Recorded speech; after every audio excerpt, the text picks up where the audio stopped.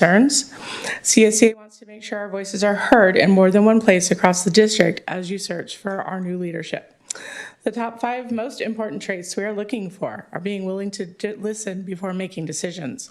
They hold the district leadership accountable for their actions. They're consistent and dependable.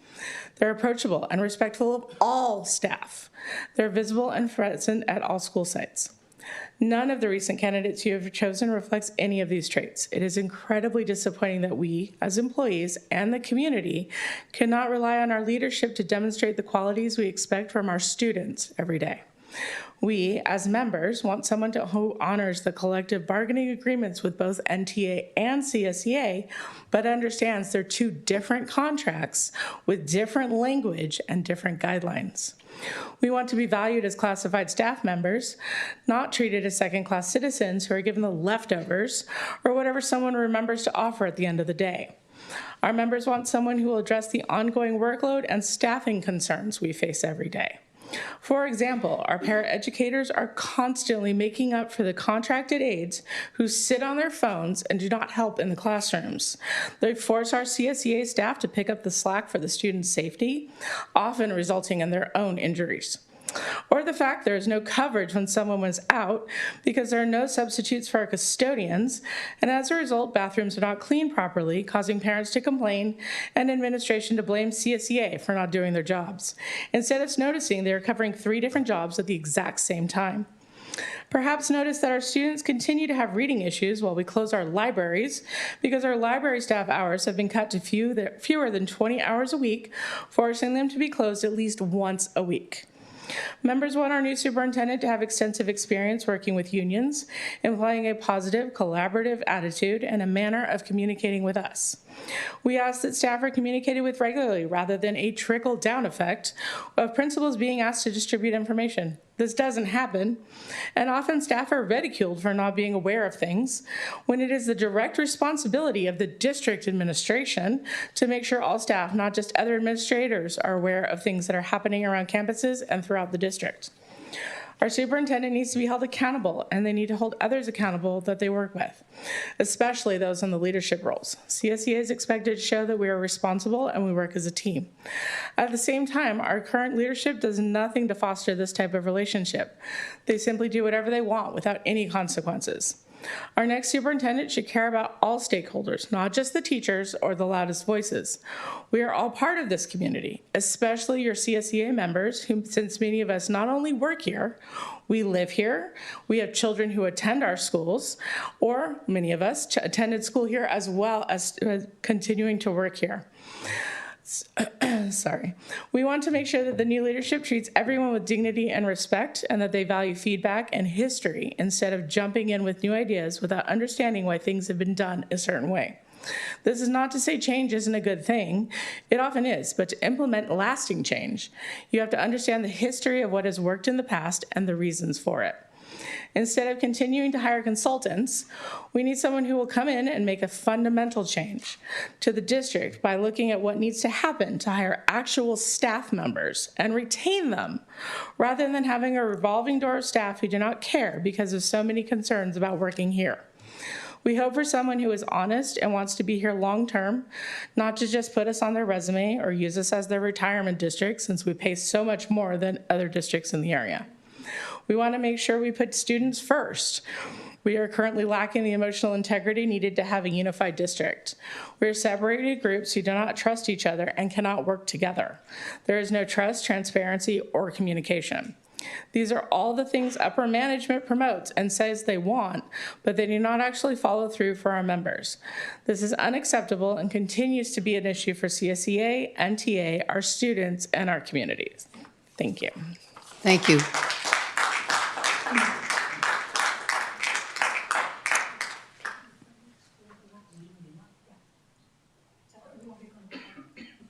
NTA?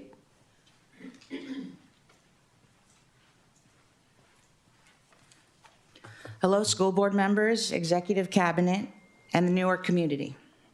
My name is Rachel Bloom, and I'm president of the Newark Teachers Association. I know many people, including Mrs. Jones and Mrs. Thomas, think my addresses to the board are too long. That is pretty much true. However, today I invite all of you to listen and hear what I'm actually saying this evening. Instead of thinking my addresses to the board as a time suck, remind yourself what it really is, an opportunity to hear from an elected representative of NUSD's educators. Hopefully, you wonder what it is like in our classrooms and offices. Well, listening to me is how you can find out. I wanted to let board members know that the consultant firm you hired to find the next superintendent kept its promise. They did contact NTA and held an input session for executive board members last Thursday. The first question that we were asked was, what are the desirable qualities, characteristics, background, and professional and personal experiences for the next superintendent? The questions were shared with us ahead of time. I made it clear to my executive board that I wanted to present a clear, succinct, unlike my board addresses, succinct answer at the panel. We brainstormed a long list and then chose the most critical characteristics. Here is what we presented to the panel. 1, passes a Google search. No news articles about investigations into possible or personal wrongdoings. Little to no court records for harassment cases, discrimination cases, etc. 2, frankness. A straight shooter, not someone who is taking the job for political gain. 3, transparency in communication, in hiring processes, etc. The person should be able to explain the reasoning for their decisions. I'll give wait time to let everyone think about what I just read. What qualities are NTA educators looking for in our next superintendent? Passes a Google search. Frankness, transparency. The last 8 years of district leadership informed our choices, and what a high bar we have set. Newark educators would like our next superintendent to not be a criminal, not be a liar, and hopefully have at least a small shred of decency left in that administrative brain of theirs. Not a criminal, not a jerk, and not morally bankrupt. That is what we are hoping for. For the next few minutes, I would like to explain why we chose those qualities we did. Because in just the last 2 weeks since we have been back from winter break, district office management has provided us with a myriad opportunities to double down on our desire to have our next superintendent not be shady. We are supposed to be a STEAM district, yet we cut hours to our Newark Memorial High School STEAM lab. The Golden State Pathways Program, GSPP grant, the goals, plans, and budgets were already submitted and approved by the state. The goals of the grant are to promote pathways in high-wage, high-skill, high-growth areas, including technology. Does NUSD management not want NUSD kids to have those opportunities? Because NTA educators do. Why would management think it is okay to just unilaterally decide to weaken a program without consulting the educators driving it or providing a solid reason why? Furthermore, agreements were made between an NMHS educator and management. The NUSD educator involved in the GSPP grant held up their end of the agreement, and district management decided to renege on their part. Why is grant money from the state being messed with? Not transparent, not honest. After weeks of asking for meetings, I am finally scheduled to meet with high school administration about the proposed tutorial period. The proposed tutorial period is such a change in our working conditions, an MOU, a memorandum of understanding, that outlines the terms we agree upon must be created and agreed upon. I identified concerns and asked to be included in conversations on December 4th, 2025. After weeks of asking to meet, we will finally meet on Wednesday to discuss my concerns. I had to insist upon meeting with NMHS administration this week after finding out that the meeting I had been requesting since December was scheduled for January 28th. As you may know, the next board meeting is scheduled for February 3rd, right? So given the pattern of management's lack of transparency, I wondered, why meet on January 28th if the board meeting we want to present the final MOU is on February 3rd? Based on district past practices, I actually thought to myself that the meeting was scheduled so late in the timeline on purpose because management was hoping to strong-arm me into signing the MOU, whether I approved of it or not. Or if I didn't sign, they would accuse me of being the reason no MOU was agreed upon, even though I shared my concerns on December 4th and have been asking to meet since I shared my concerns. Is my conspiracy theory true? I don't know. I hope not. But based on past dealings, sadly, it sure seems like a possibility. I'm glad I advocated for Newark Memorial educators and students by insisting we meet sooner rather than later. As you may have heard, Miyawaki Forest creation at Schilling Elementary has been canceled just days before planting was scheduled, taking away opportunities from current and former Schilling students to be part of a global effort to slow climate change, taking away opportunities from Newark Memorial, Newark Middle School, and Lincoln students to make a real contribution to NUSD and the city of Newark. NUSD's mission statement says the following: the Newark Unified School District will inspire and educate all students to achieve their full potential and be respectful, responsible citizens. Be responsible, respectful, and productive citizens. Taking on climate change, making efforts to gain technical career skills, working with others, working to improve air quality in their community.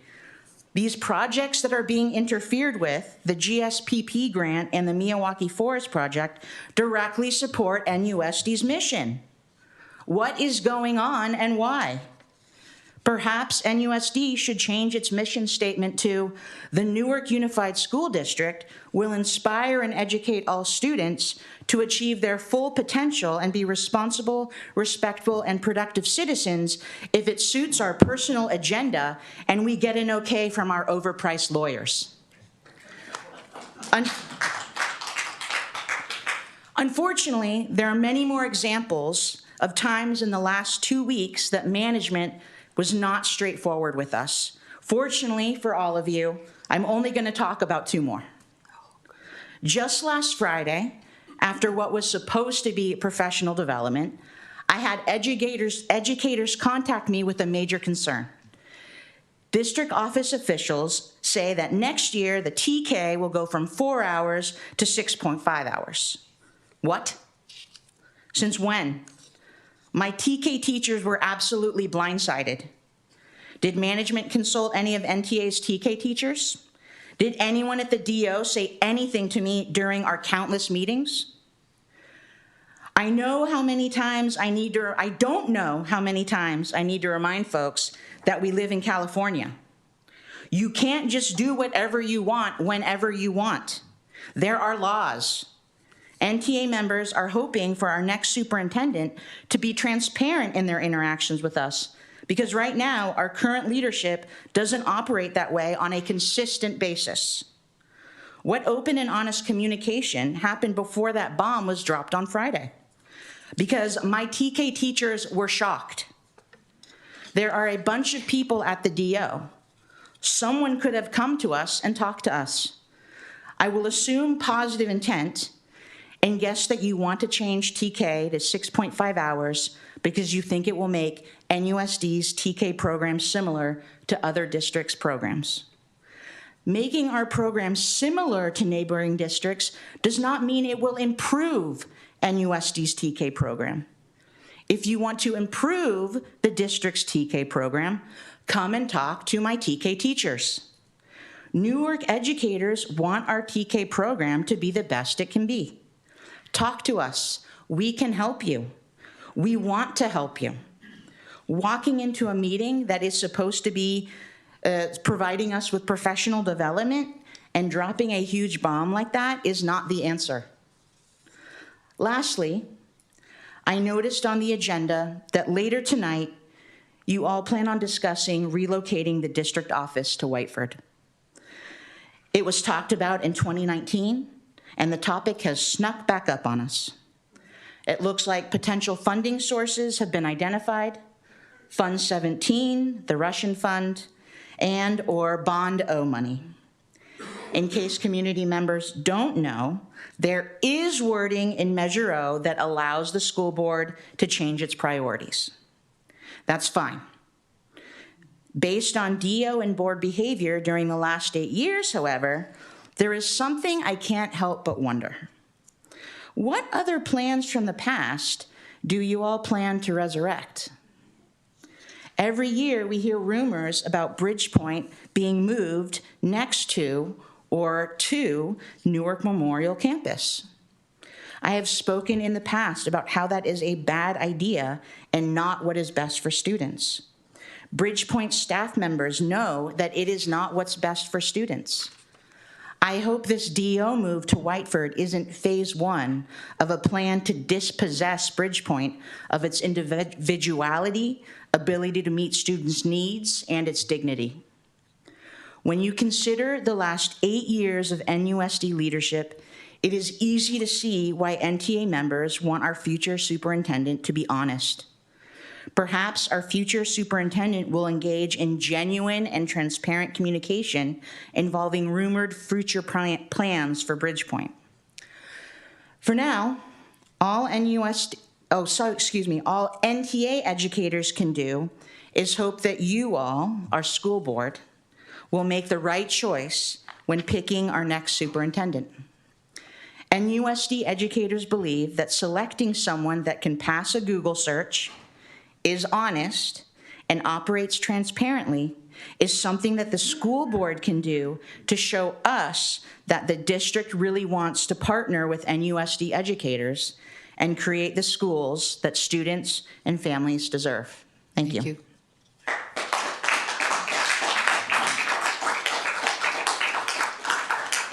you.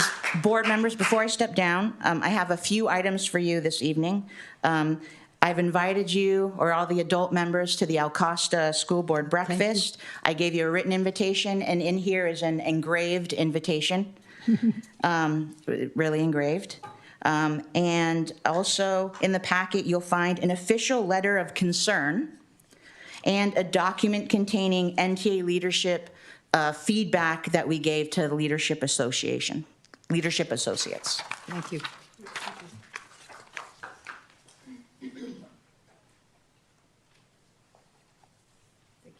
Thank you.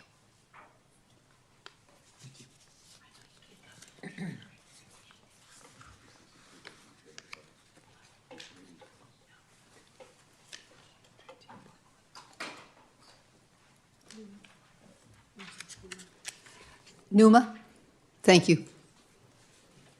Thank you. Good evening, President Thomas, members of the board, and ECAB. My name is Jody, and I am a member of the NUMA board. We hope that you all had a relaxing winter break. We hope that you are ready for the new year. As many of you may already know, NUMA is a recognized chapter of the Association of California School Administrators, ACSA. We recently presented the current ACSA Constitution and bylaws to our membership for a vote. We are pleased that the membership approved them, bringing NUMA fully up to date and aligned with ACSA. In our classroom, all sites are preparing our EL students for the upcoming LPAC test, which begins February 2nd. We look forward to supporting many of our EL students with the reclassification process. Thank you, and have a wonderful new year. Thank you. I'd like to back up for a moment. After following approval of the agenda, we had emergency resolution update. I thought that was only a report.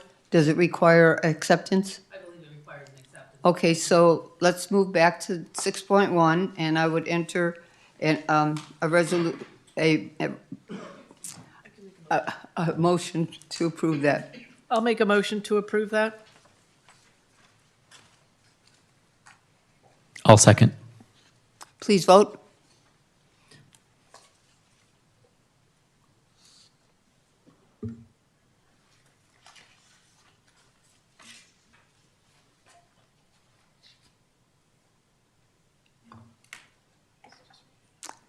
Five ayes, thank you.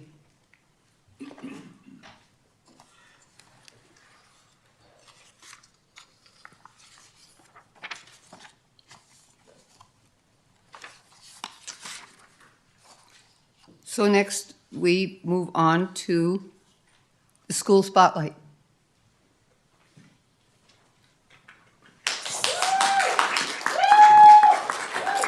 So the good news is we have guys Schilling here in the house this evening, and it's my pleasure to be able to introduce our principal to you and have her make her presentation. Thank you. Good evening, Board of Trustees. I am Jessica Pollock. I am the proud principal of Schilling Elementary, and thank you for the opportunity to share our story and continued efforts to increase student outcomes. Schilling Elementary for the 25-20 school enrollment is currently at 344 students. As indicated on this slide, we have the highest percentage of multilingual learners in the district at 43%, and second highest percentage of Hispanic, Latina students, just behind Bridgepoint.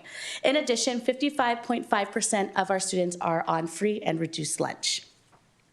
For the next few slides, I will be sharing our 2024-25 CAS results and student growth. As we look at our English language arts CAS results, overall, there are many opportunities for growth. While our fourth grade students made impressive gains, our overall results as well for several student performance groups did decline.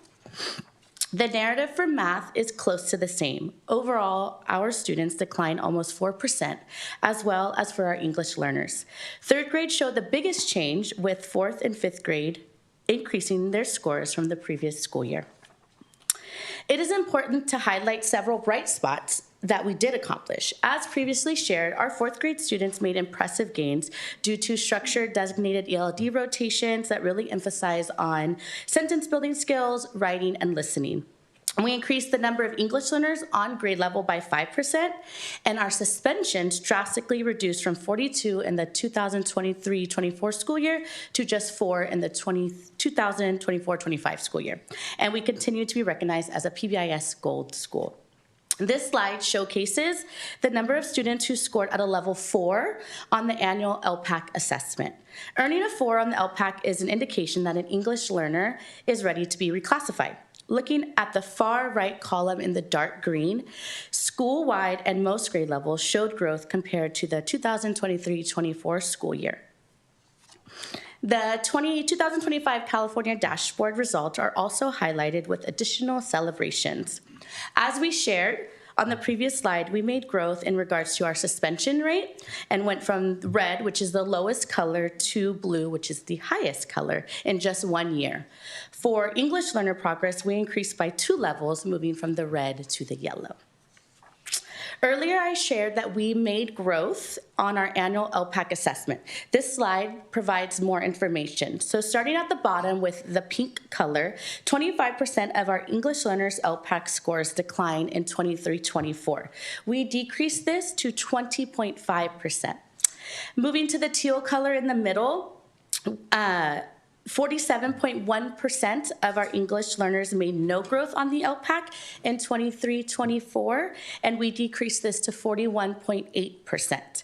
Moving to the last top color, the purple color, of the two graphs, 27.9% of our English learners in the 2023-24 school year showed improvement on the LPAC. Last year, we increased that number by 10%, moving to 37.7%. iReady is an indicator of how students are academically progressing during the school year. I'm going to share results for the baseline diagnostic that was taken in August and the fall that was taken in October.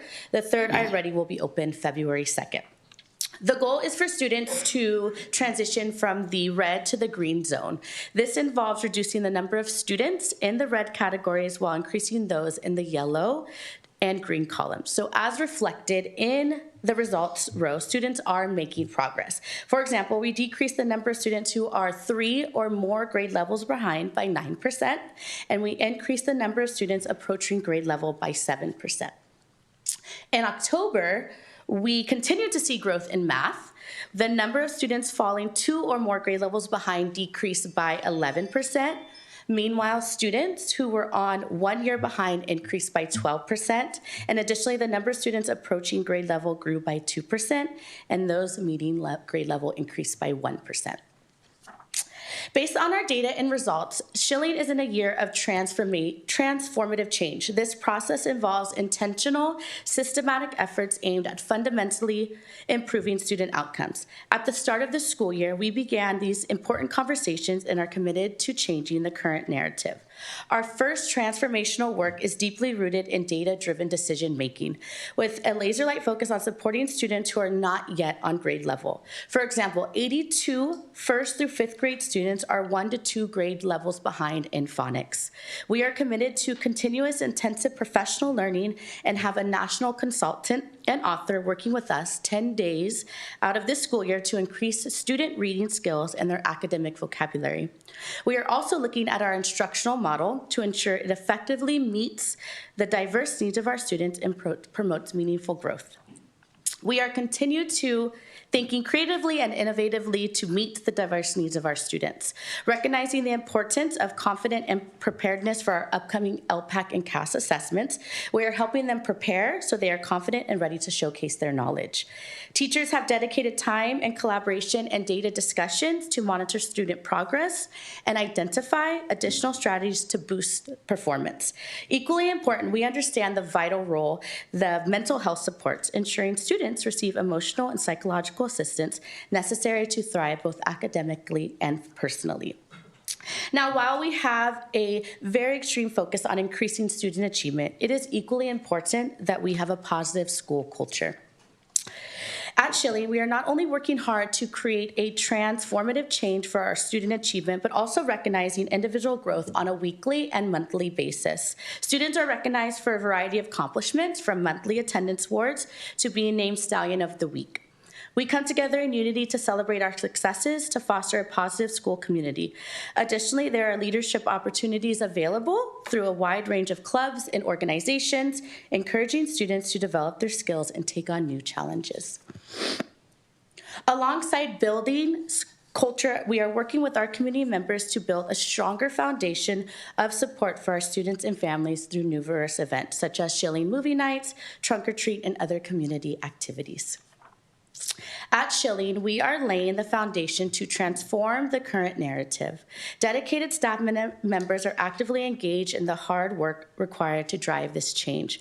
Our commitment is clear: reshape the story, close the opportunity gap, and create a more equitable future for all students. While we have work to do, Schilling is a united and strong community. Together, we will persevere to achieve our shared goals for student success, and I look forward to sharing our growth. This concludes my presentation. Thank you. Thank you, Dr. Pollock. Any questions or comments? Yes. Just thank you. That was, it's really great. Forgot to hit my mic. It's really great to see the changes that are going on and the difference in the last few years. It's really encouraging. And I appreciate your spirit and energy, because I can tell you're so energetic here. I'm sure you're the same at school, and that really feeds, students and teachers really need that. Thank you. So, thank you. You're welcome. Mr. Hill? Thank you, Ms. Pollock, and thank you to all of your staff as well. So you're doing God's work, and I'm your neighbor. I live only a few blocks away from Schilling. I actually walk past Schilling I shouldn't say every morning. When I do morning walks, I walk past. And I think you know that I'm an enormous supporter of Schilling, and I really want you guys to be successful. And I know the challenges that you face, and change takes time. And I think that you dug in a little bit here to some of the challenges that you face. But what would be really great, and I know that it's potentially extra work, but I think it will help the board, is if there's a way to be able to get a more granular view of kind of root causes around some of the challenges, and and have that show up in like a pie chart or a Pareto analysis or whatever, so that we can say, okay, so here's the things that are obstacles that our kids are facing, and if we can get some specifics around that, that may then give the board ideas around, well, here's maybe a program that we can offer to you, or here's maybe funding for something, and so I think we just need more data to be able to understand how we can help you better. But thank you for everything, and a great presentation. You're welcome. Thank And I you. can provide that. Mr. Anguiano? Thank you, President Thomas. Ms. Pollock, really appreciate the presentation tonight. Thank you. It shows that you guys are having a lot of fun. I did notice that you have the transformational change that's coming up with. How are you engaging our families to be able to prepare our students for the LPAC testing that's coming up in February 2nd? Yeah, good question. So I think that one of the things we're doing is updating them through Parent Square messages and updating them through my weekly Friday messages as well to get them informed. I'm hoping that we can host some type of parent involvement for them to get a better sense of what the LPAC is. I think there needs to be a more strong sense of what the test is and getting students to be able to be reclassified. That is missing. So holding more parent meetings would be great to update them on when the test is, how students would be polled, and the structure to get them reclassified. So that's something that we're going to work in the progress to do before they start taking the test. Thank you. Also, just to follow up, are you guys showcasing the families on how to access like the practice tests for their children to get a little more familiarized with the format? You know, it's been shared a lot with our teachers weekly. I think that's something we can share with our families as well. We have slides that are given to our teachers on the weekly basis for all 4 lessons that we can potentially share on Parent Square with our families so they can practice with their students as well. So I think that's a great suggestion to do. Thank you. If I can just also add to that, through a request through the DLAC committee, we are starting a 3-parent series on how parents can help support their LPAC. Help support their students at the LPAC at home starting tomorrow. Thank you. Thank you. Appreciate it. Thank you much. Thank you very much. Thank you. Enjoy your evening.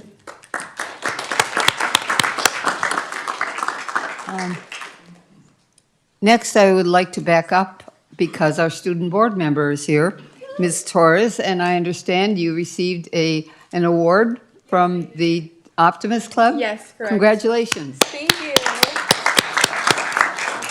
So with that, would you give us your report? Yes, of course. Okay, this one up. Okay. Good evening, board members, executive cabinet, staff, students, and your committee. I'm excited for today's report after a long break. This week, students reflected on the legacy of Dr. Martin Luther King Jr., highlighting his dedication to education, leadership, and service. And leadership continues to be strong on campus as ASB and class office applications for next year recently closed. Candidates will be introduced at the Meet the Candidates on January 27th, with election day on January 30th. Students are also engaging in enrichment opportunities, including the Rotary Club Speech Writing Workshop on January 27th, which helps students strengthen public speaking skills through the theme of service above self. Academically, juniors are preparing for the in-school digital SAT on Friday, March 20th, 2026, and our seniors are excited for grad night on Sunday, May 17th, 2026, with packets being released this week. School spirit is high, with activities like the 2v2 Clash Royale tournament starting Monday, January 26th in the Star Lab. In the arts, the theater department is preparing for Disney's Alice in Wonderland, the musical, opening Friday, February 6th, 2026, with performances running through February 15th. In our athletics department, athletics are also ramping up for spring sports orientation, which will take place on Wednesday, February 4th at 6:30 p.m. in the old gym, and our trials for spring sports will begin on Monday, February 9th. I also want to highlight a district event that will be happening soon, the Newark Ring of Honor Athletics Fame of 10th induction ceremony, which will take place on Friday, January 23rd at 6 p.m. in the high school commons, which will be honoring our alumni and teams who have made a lasting impact. Finally, for our concerns, students are eager to participate in the Milwaukee Forest Project at Schilling Elementary, and volunteers were notified about the event organizer that the project has been postponed for an administrative review. Students are excited to support sustainability efforts in their community and would appreciate clarity on what is being reviewed and when project may move forward, as the original planting dates were January 28th and 29th. Well, next week, Wednesday, Thursday. But yes, that's all. Thank you. Thank you very much. Next, we move on to public comment. So I'd like to speak about public comment on non-agenda items. We have now reached that time in the agenda. Comments are limited to 3 minutes per speaker, and the board will limit the total time for public input to 20 minutes. If a situation arises where there are many speakers on the same topic, we ask members of the public not to repeat what others have said or to be as concise as possible. Non-English speakers who need a translator shall be provided at least twice the allotted time to address the board. The board shall take no action or discussion on any item not appearing on the posted agenda. However, without taking action, the board president or the district staff members may briefly respond to statements made or questions posed by the public about items not appearing on the agenda. So with that said, I will call you up one at a time. This is Fabiola Cruz.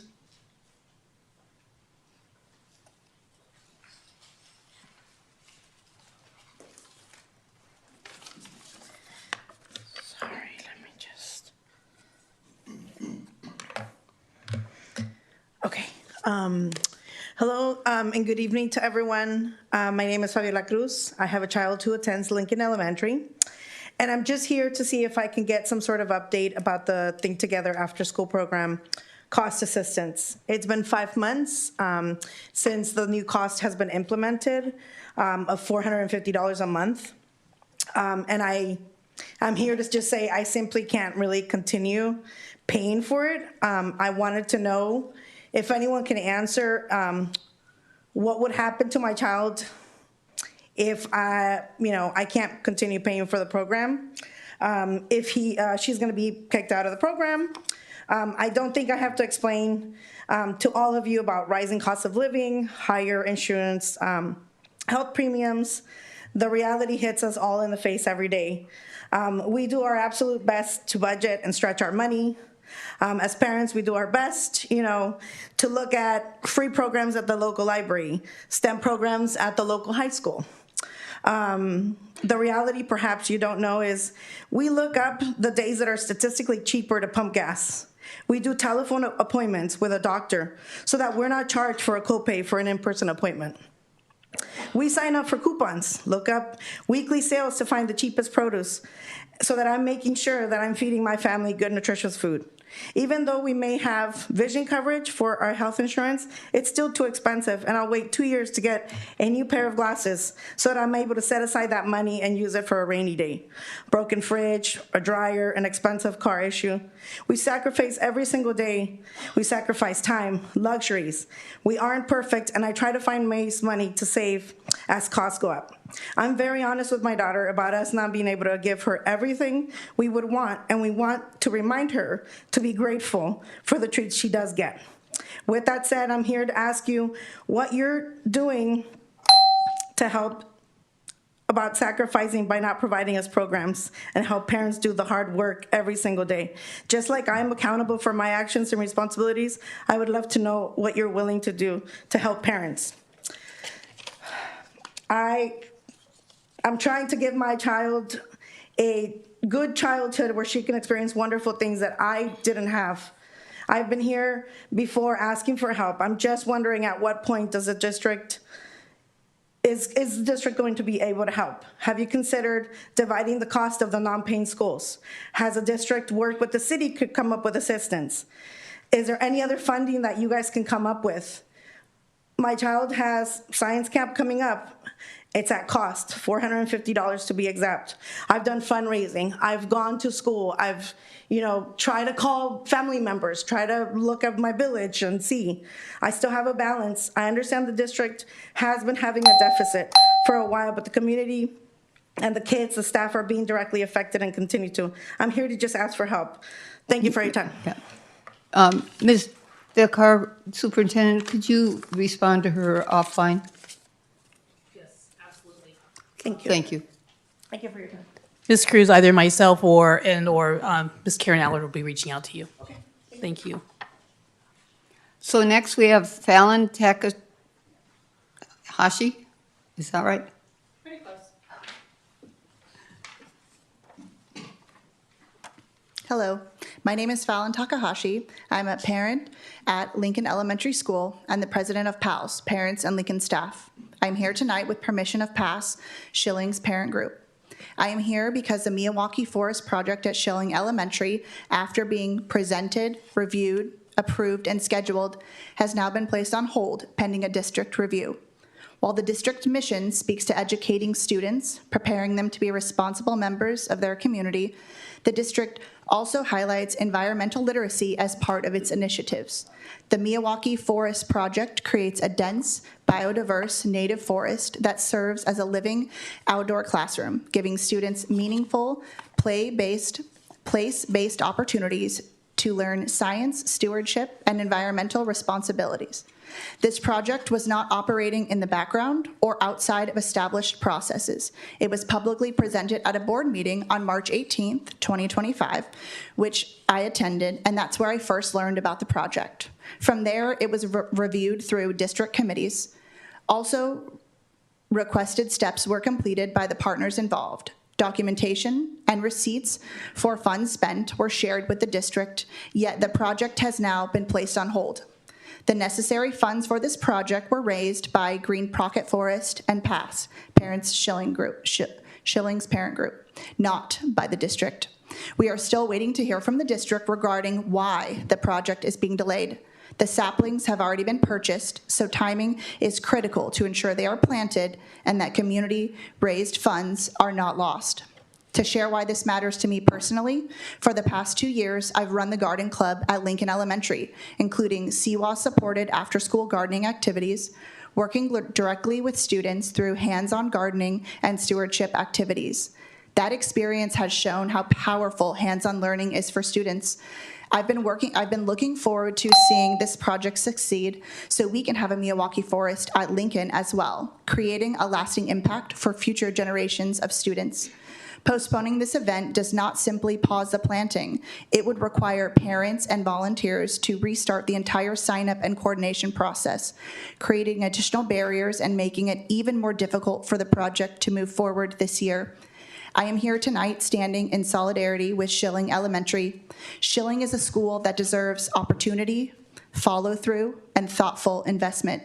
Projects like this help put a school on the map in a positive way by showcasing collaborative, innovative, and a shared commitment to students. So tonight, my question is this: what does the timeline look like for completing this review and making a determination, given that saplings have already been purchased, funds have been spent, and the scheduled event is only 8 days away? Please don't let internal delays or administrative disorganization be the reason the project falls through. Thank you. Thank you. Now, I've had a few extra requests here to speak to these issues. We have 20 minutes total. What we've done in the past is that we have allowed public speaking on non-agenda items after the rest of the board agenda has been handled toward the end of the meeting. I'd like to not have to do that, so I hope you can be as concise as possible. So next we have Zahara Zip.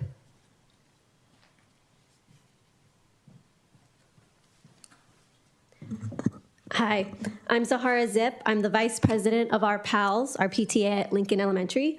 I'll be concise because Fabiola already talked about Think Together. I just want to urge the board to look into reducing the cost. I know the contract was on the November 18th board meeting. I think there was a slide and it was $415,000. Is there any way to look at the current cost for the contract and what the current enrollment is bringing in to reduce the cost for students? I also want to ask if you can look into offering discounts to siblings.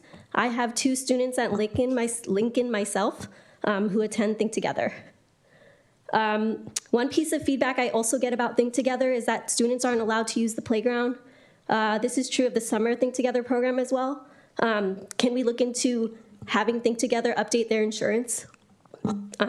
I've reached out to Perla Galeno, and she hasn't replied. Thank you. Thank you. Next, Miss Cindy Parks.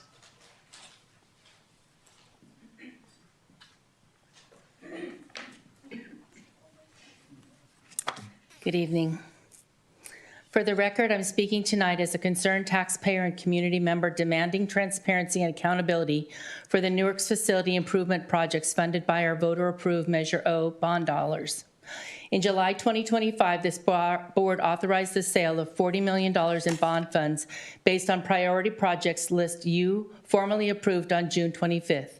That approval represented a promise to the voters that these projects would move forward.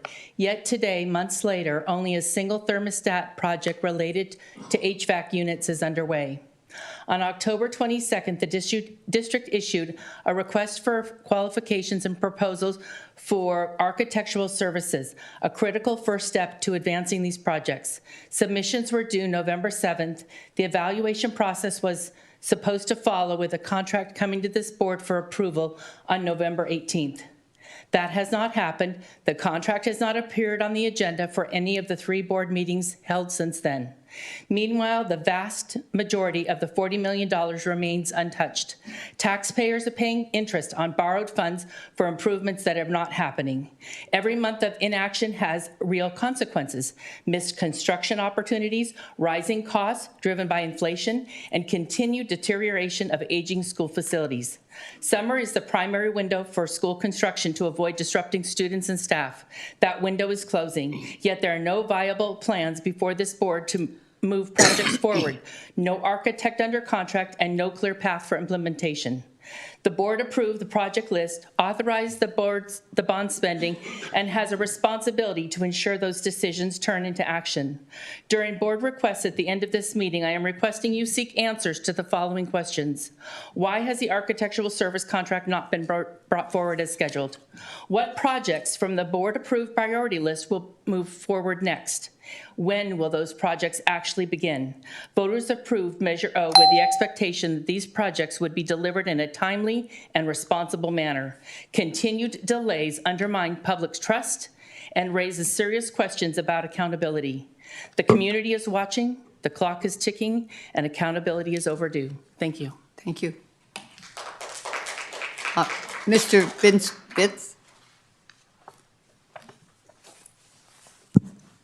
Good evening, everyone. My name is Vince Bitts, and I'm a proud alumni of Newark Memorial High School, class of 1999. I went to Kennedy Elementary, Newark Junior High, and I am also proud to say that I'm working with alumni to bring them back. We started a alumni scholarship, which you may not have heard of, nearly 20 years ago, donating nearly $20,000, purely funded by alumni and company matches, awarding it to 35 graduating seniors. Some have gone to NYU, Harvard, studied aerospace engineering, looked them up on LinkedIn. That's exactly what they're doing. And so now we're going to be forming our own 501c3. I want to do a better job of making sure that everyone is aware of it, and maybe with your help, we can get the word out, get other alumni involved, because the goal here is to pay it forward, to have alumni come back and give back. Thank you. Thank you. Yeah, thank you all for responding to the 20-minute limit. Okay, next we move on to public comment on agenda items. Prior to the board's deliberation on posted agenda items, we will now hear any comments from the public on these items. Comments will be limited to 3 minutes each, and we will take comments for a total of 20 minutes for each agenda item. Public comments on agenda item must follow the guidelines set forth at the beginning of the meeting. These folks have the option to speak when we introduce the item later in the agenda, or they can speak on it now. So Ms. Parks, would you like to speak now? Okay. Ms. Nguyen, would you like to speak now? Yes. And your item is 13.1, district office relocation. I actually also had a public comment on non-agenda items that was submitted. Well, one says 13.1 and one says 16.14. Okay, it's okay. But you can speak on both now. Okay, perfect. Good evening, President Thomas, fellow board members, student board members, Superintendent Bakar, and executive staff. My name is Vong Nguyen. I'm here tonight in regards to the coaches that were released. What problem are you trying to solve exactly by releasing beloved coaches at Newark Memorial at the end of their coaching seasons? There was no official or formal communication from the district office that was sent out to any of the fall coaches who faced the first wave of coaches being released. Nothing to explain to us that there was going to be a rehiring process and how that would look and how it would impact us or the coaches. And nothing to encourage any of the coaches to reapply. This is truly disheartening to all the coaches who have given so much of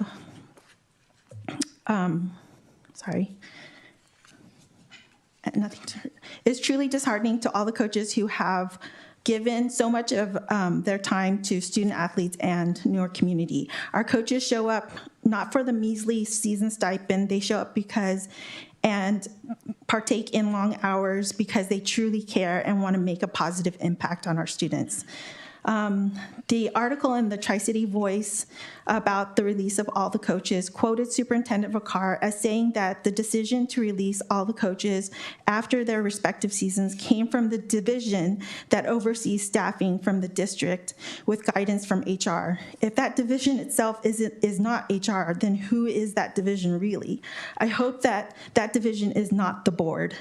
If it is, then the board, you're in the weeds, and should focus on developing, monitoring, reviewing, and revising policies, which you had an opportunity to do so in open session when you approved revisions to AR and board policy 4127, 4227, 4327 in October regarding the athletic coaches, and then the stipends at 42 AR and board policy 4253.2 stipends. Or you could have created a new policy altogether regarding the release of coaches and resetting stipends at the end of every school year. That is transparency. If the district is truly trying to correct processes to better align with record keeping and to limit liability, they should have communicated that clearly to all impacted. And as of today, we have not been formally released. So I just wanted to remind the board of the district's core values, excellence, honesty, and integrity, and developing, monitoring, reviewing, and revising policies. Okay, and then on to my second one for the 13.1 district office relocation. Good evening, President Thomas, fellow board members, student board members, Superintendent Bakar, and executive staff. And regarding the district office relocation proposal, I find it difficult to believe that the cost to convert the Whiteford site is estimated at $938,043. How did staff come up with this estimate? Did the district solicit quotes? Was there a proper RFP process for bids? I did not see any cost analysis attached to the presentation. Definitely a red flag, as I see in 2019, the initial total conceptual estimate was $4.2 million. Your estimated number of $938,043 is almost 4.5 times less. Hard to believe, especially when we have inflation and the cost of construction, renovations, and otherwise have gone up tremendously since 2019, and that doesn't even take into consideration material costs impacted by possible tariff increases. It looks as though dollar amounts were just thrown out to justify the move. For instance, the technology consideration for both phases are low, not to mention phase 1, data center relocation. It isn't going to be at Whiteford at all, but at Newark Memorial High School. It doesn't take into account proper ventilation, HV system upgrades, and proper halon systems to suppress fire and protect equipment, updated cabling, backup UPS devices to keep servers up and running when there is a power outage or data drops. That's just a list, and there are others. There are more things to consider than just electrical in phase 1. All of that will cost more than the estimated $87,056 that's on the report tonight. At Whiteford, electrical upgrades are not included or cabling. Those are all needed for staff to work efficiently and will cost more than $43,875. If, in fact, $938,043 is the true cost, the estimated saving versus district office repair is only $186,957, and that is not a huge enough savings to justify the cost of moving, packing, and staff time wasted to move. I'm not against the district office moving. I am for transparency of the true plan that includes an RFP process and the district going out to bid and have numbers that reflect the true cost of the move. As someone who worked extremely hard with the bond committee team members alongside community members to secure the $205 million bond for our students and staff, I want to see a proper plan in place and facility projects priorities that are student-driven first and that have been approved and have not been executed. Thank you. Thank you.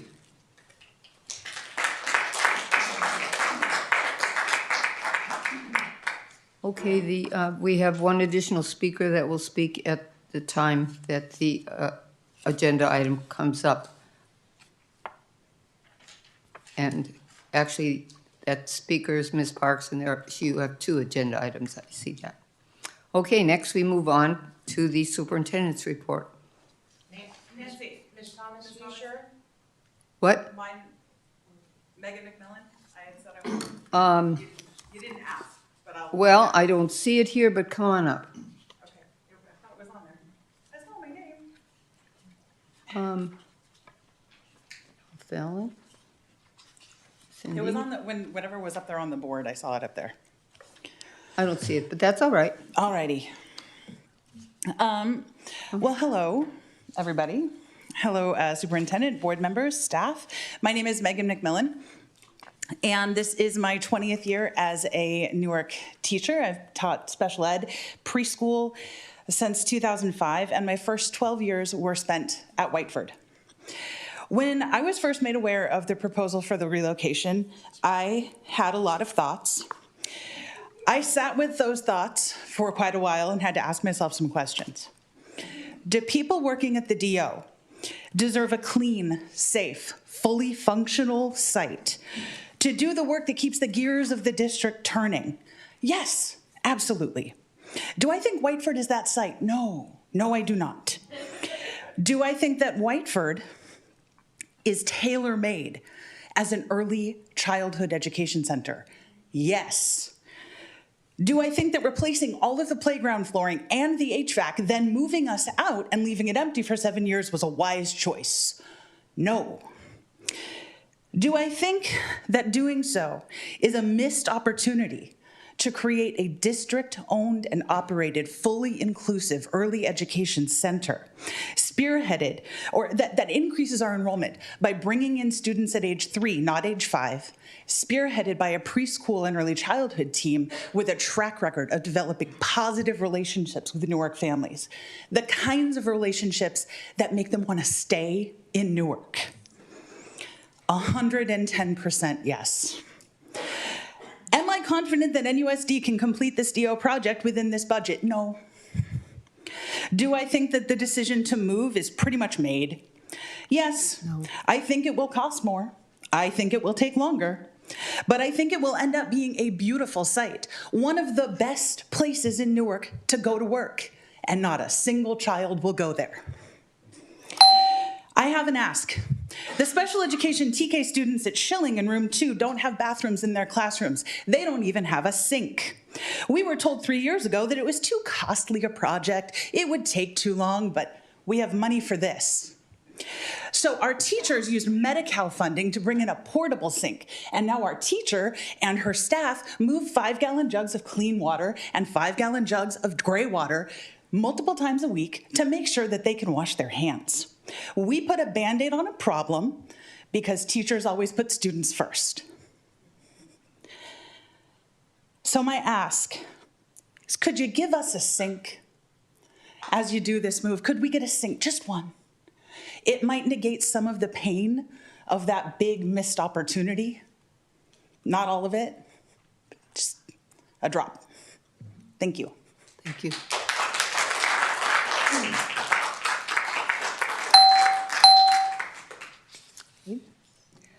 Next, we move on to the superintendent's report.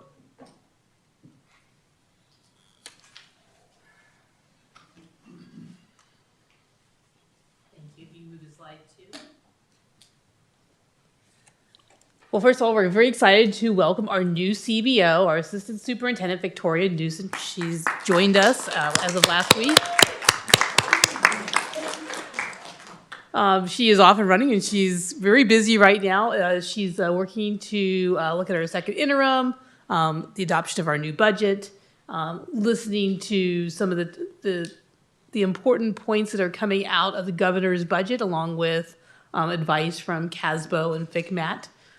In school services to ensure that we are able to maximize our dollars to its full potential.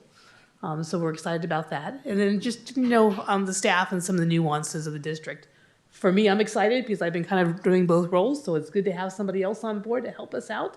And so welcome, Victoria. We're so happy to have you here at Newark. Last week, Leadership and Associates conducted multiple feedback sessions with community and staff. In addition, there's going to be an anonymous survey that is available from January 12th to 24th. This is an important opportunity for students, staff, and parents and community to provide input on what you're looking for in your new superintendent. I truly encourage you to do that. And so that's up there on that slide deck. Next slide. We are currently in the process of doing our annual LCAP survey, which was sent out to families via Parent Square. This allows us to gather feedback from our families to ensure our spendings and goals are aligned. And we most certainly encourage some of the speakers this evening to talk about some of their biggest concerns and maybe where our funding needs to be redirected. This is a great time for us to have that conversation. I want to thank the 35 families that have already submitted their responses, but we need to hear from all of our families. The survey is open until the end of the month. Reminders to complete will be sent out later this week. And so again, your feedback is really important, especially for the committee to hear what your concerns are, figure out how to navigate that with the limited funds that we do have, but ensure that we are able to prioritize those things. So your voice is very important.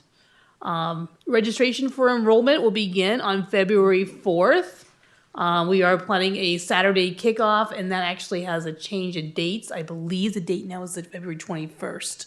So that's actually incorrect. So it's not February 7th. We'll have to get that slide corrected. And it will be from 8 to 1 p.m. We're also looking at offering some evening registration activities as well. And so those will be up on our website. I want to thank our enrollment team for working diligently to plan for this and to make sure that it's a smooth operation. I also want to thank our IT staff for their support as well. Additional information will be available on our website for you to learn about enrollment opportunities here at Newark. Let's see, news around the district. We are celebrating the 100th day of school celebrations throughout January 22nd. It's hard to believe it's only been 100 days. It seems like we just started school, like last month. The Newark Cup tryouts are starting. And that's always an exciting time. And then we've got elementary family coding nights happening on January 27th, February 10th, and February 12th. Alice in Wonderland, you heard earlier, the performances will begin on February 6th. And I think I heard it went to the 15th. Is that correct, Jasleen? 2 weekends. 2 weekends. Okay. And then 2 Bridgepoint High School students successfully met all requirements for graduation, and they will receive their diplomas in May. So congratulations to them. And just a few pictures of our students and some of the activities that they're doing and the great learning opportunities that are happening within our school sites, thanks to our amazing teachers and staff. So thank you. Thank you, That concludes my report. Superintendent. Next is the enrollment presentation.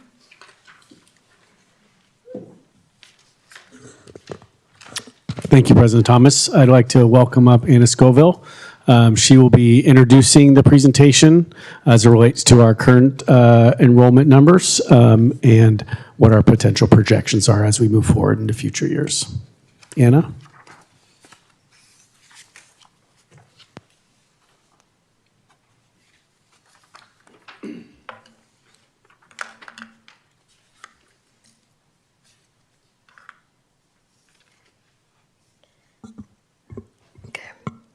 Good evening. Tonight, I'll be providing an enrollment update with a focus on district enrollment trends over the last 4 years and how those trends are reflected in our current enrollment compared to projections. This slide shows our actual enrollment as of October 1st compared to our 25-26 projections, along with the difference by school. Overall, the district is currently 151 students below projections with a total enrollment of 4,362 students compared to 4,513 projected. At the elementary level, most schools are slightly below projection, including Schilling, BGP, BGI, Kennedy. Coyote Hills and Lincoln are 2 elementary sites above projection, with Lincoln showing the largest positive difference. At the secondary level, both Newark Memorial and Newark Middle School are below projection, which contributes significantly to the overall district variance. Our alternative programs show mixed results, with Bridgepoint below projection and Crossroads slightly above. This slide shows our actual enrollment for the 25-26 school year compared to our projections. It's displayed as a graph, so it's the same data, but as a graph.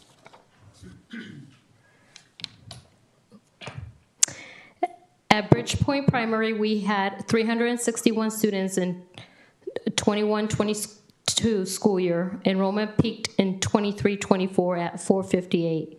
And next year, we're projecting around 420 students. These changes reflect recent fluctuations and align with district-wide trends. At BGI, enrollment was 424 in 21-22 school year. BGI itself is projected to have about 285 students next school year.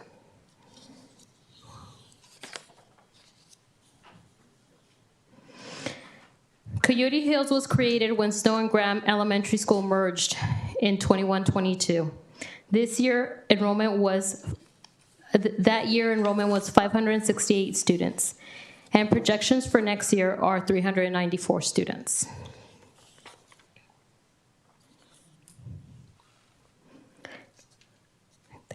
Kennedy Elementary had 399 students in 21-22 school year. Now we have a projection of 360 students for next school year. Lincoln Elementary had 369 students in 21-22 school year. In 22-23, we added transitional kinder, increasing enrollment to 319. Next year, we're projecting 233 students. I do want to mention that this is our overflow school this school year. That's why we see the increase in enrollment. I know a lot of people ask, why is music in here? We did a projection of the last 4 years. So in 21-22 school year at Music Elementary, we had 214 students and did not offer transitional kinder or kindergarten. When music closed in 22-23, its students were redistributed across BGI, BGP, Coyote Hills, and Kennedy Elementary School, contributing to enrollment changes at each of those sites, where enrollment increased.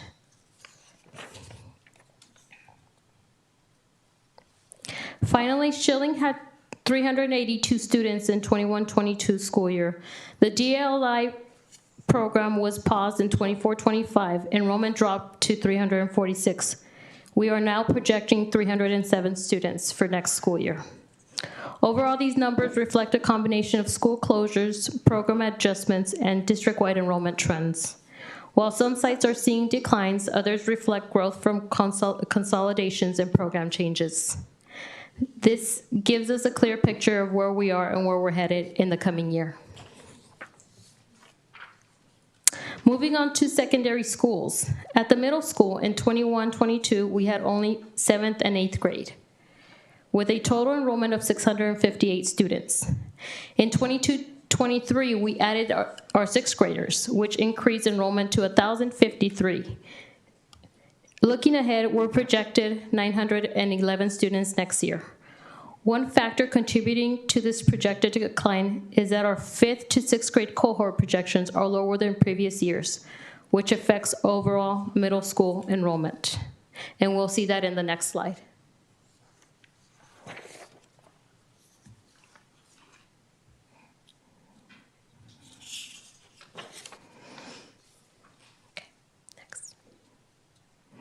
At the high school, total enrollment was 1,647 students in 21-22 school year. Looking ahead, we're projecting 1,218 students next year.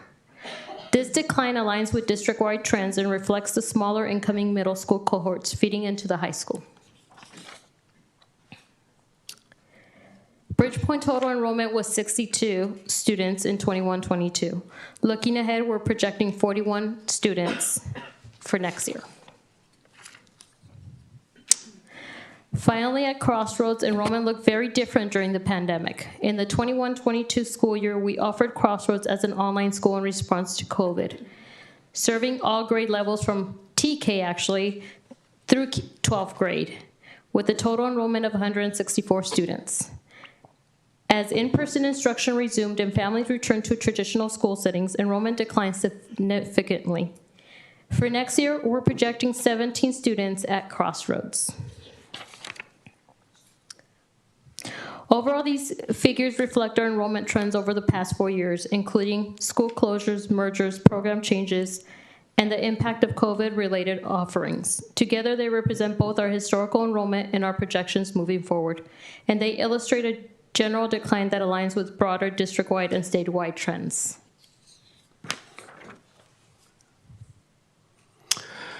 As you can see with our student enrollment, there's a direct correlation to what our staffing needs are as we move forward. On this slide, you can see what our ratios to staff to students are per grade level. There's an asterisk next to the TK because you can see it's 20-2. In Newark and allied with regulations, we are required to have 2 employees, 2 staff members to every 20 students, or 1 teacher per 10 students, which is supplemented by instructional assistant for the second adult. As you can see, we're looking back at the projections for the 26-27 school year.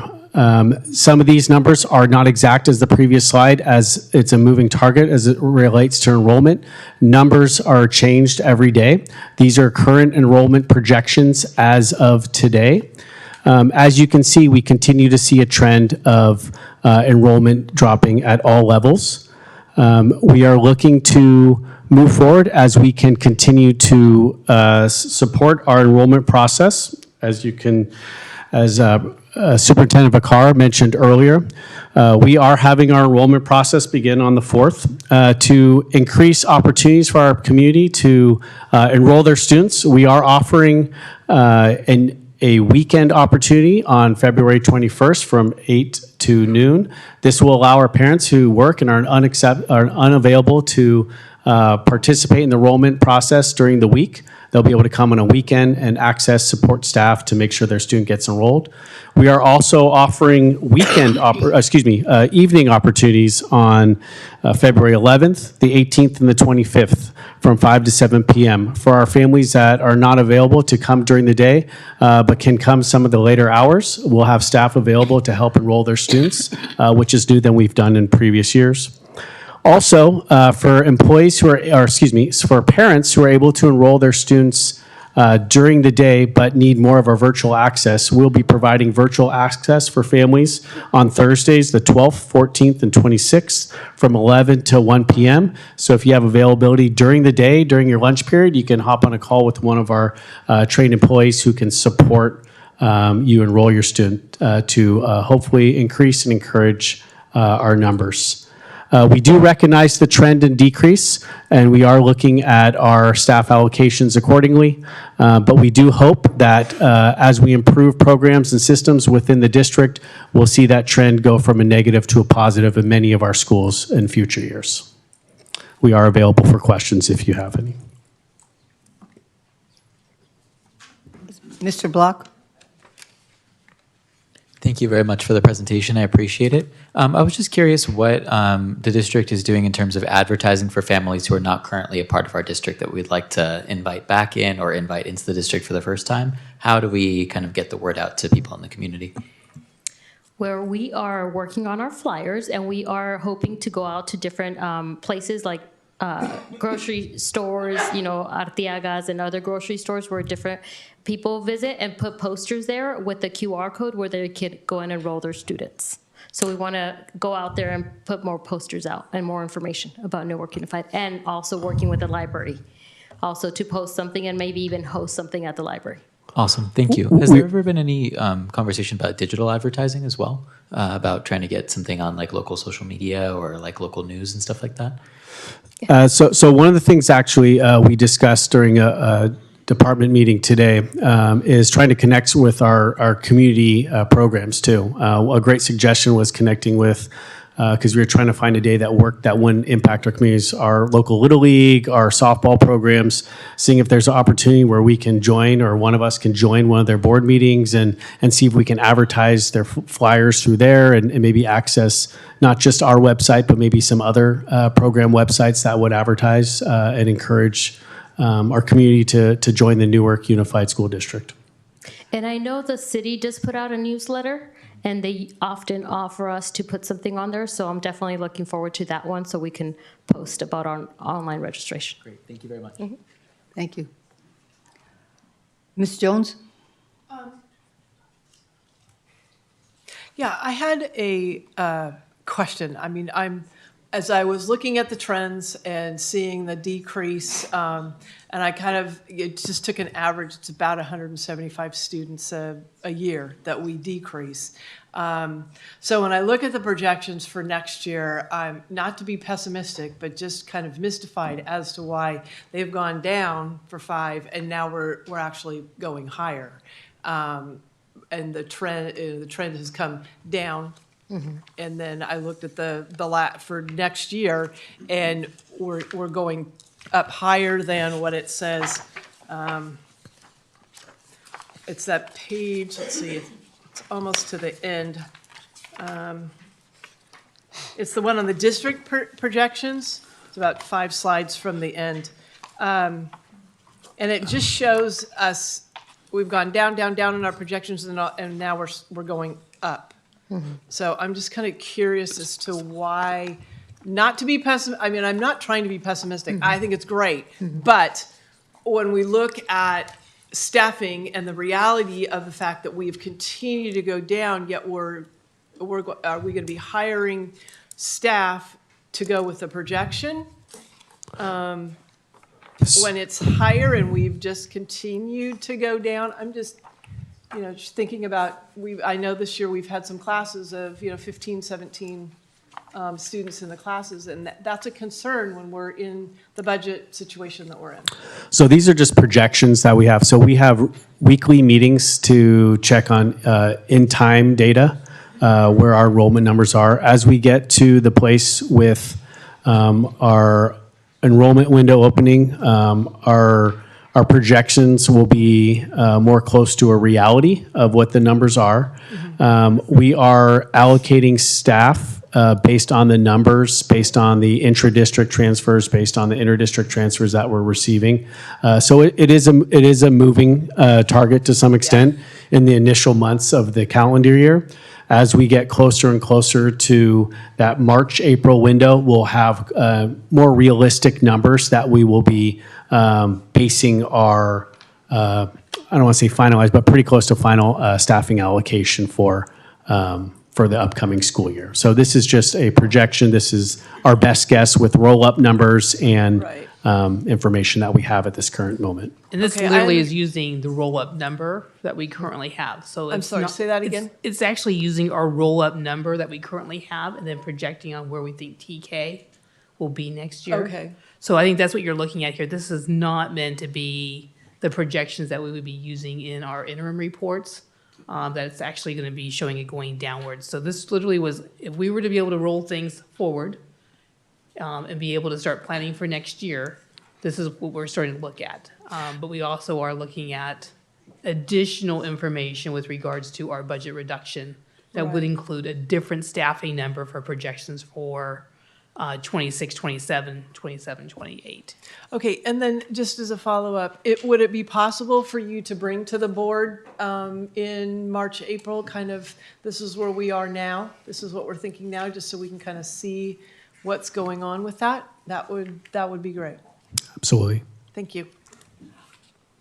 I think it would be helpful if we had intra-district transfer information to kind of put this all in context. Where are our students leaving from their home attendance area to another attendance area in another elementary school, and why? And try to gauge some ways that we can answer concerns if that shows any concerns. So, well, thank you very much. I think we are ready to move on to the next agenda item. Thank Actually, you. if I could just take a moment and ask you to take another look here at the 25, 26 projections. So the 4513 number is what we were expecting to have. Your actual enrollment is in the first column. And so you have a difference there. So it's not your 26, 27 number that you're looking at here. I just want to make sure that that's clear. Yeah, I think, is it all right? Yeah. Please. Oh my God, they're so temperamental. I think that's part of where my concern was coming from, is because we've got this projection and then we've got the reality, and it's that 150 different. Yeah, so the 25, 26 projection is what we were originally anticipating in our original adopted budget. But you have looked at new current trends in both in your first interim that looks different, and your second interim will look different as well, as we look Yeah. at the real trends. Okay, thank you. Yeah. Thank you, Anna. So next we move on to agenda item 12.2, network switches.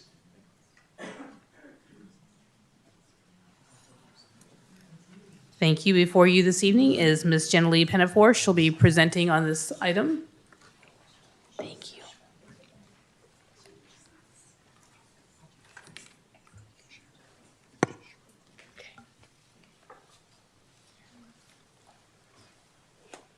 Did you provide any extras for the audience? Oh, okay. Well, usually, we should always make sure we have handouts for the audience as well. If someone wants to, I'm happy to share mine. I can share with, It's in the presentation. okay. It's connected. Right, but I mean, if there's someone that really wants a copy, they can use this one. Or we can. Yes, we can make copies available later too, if you ask us for them.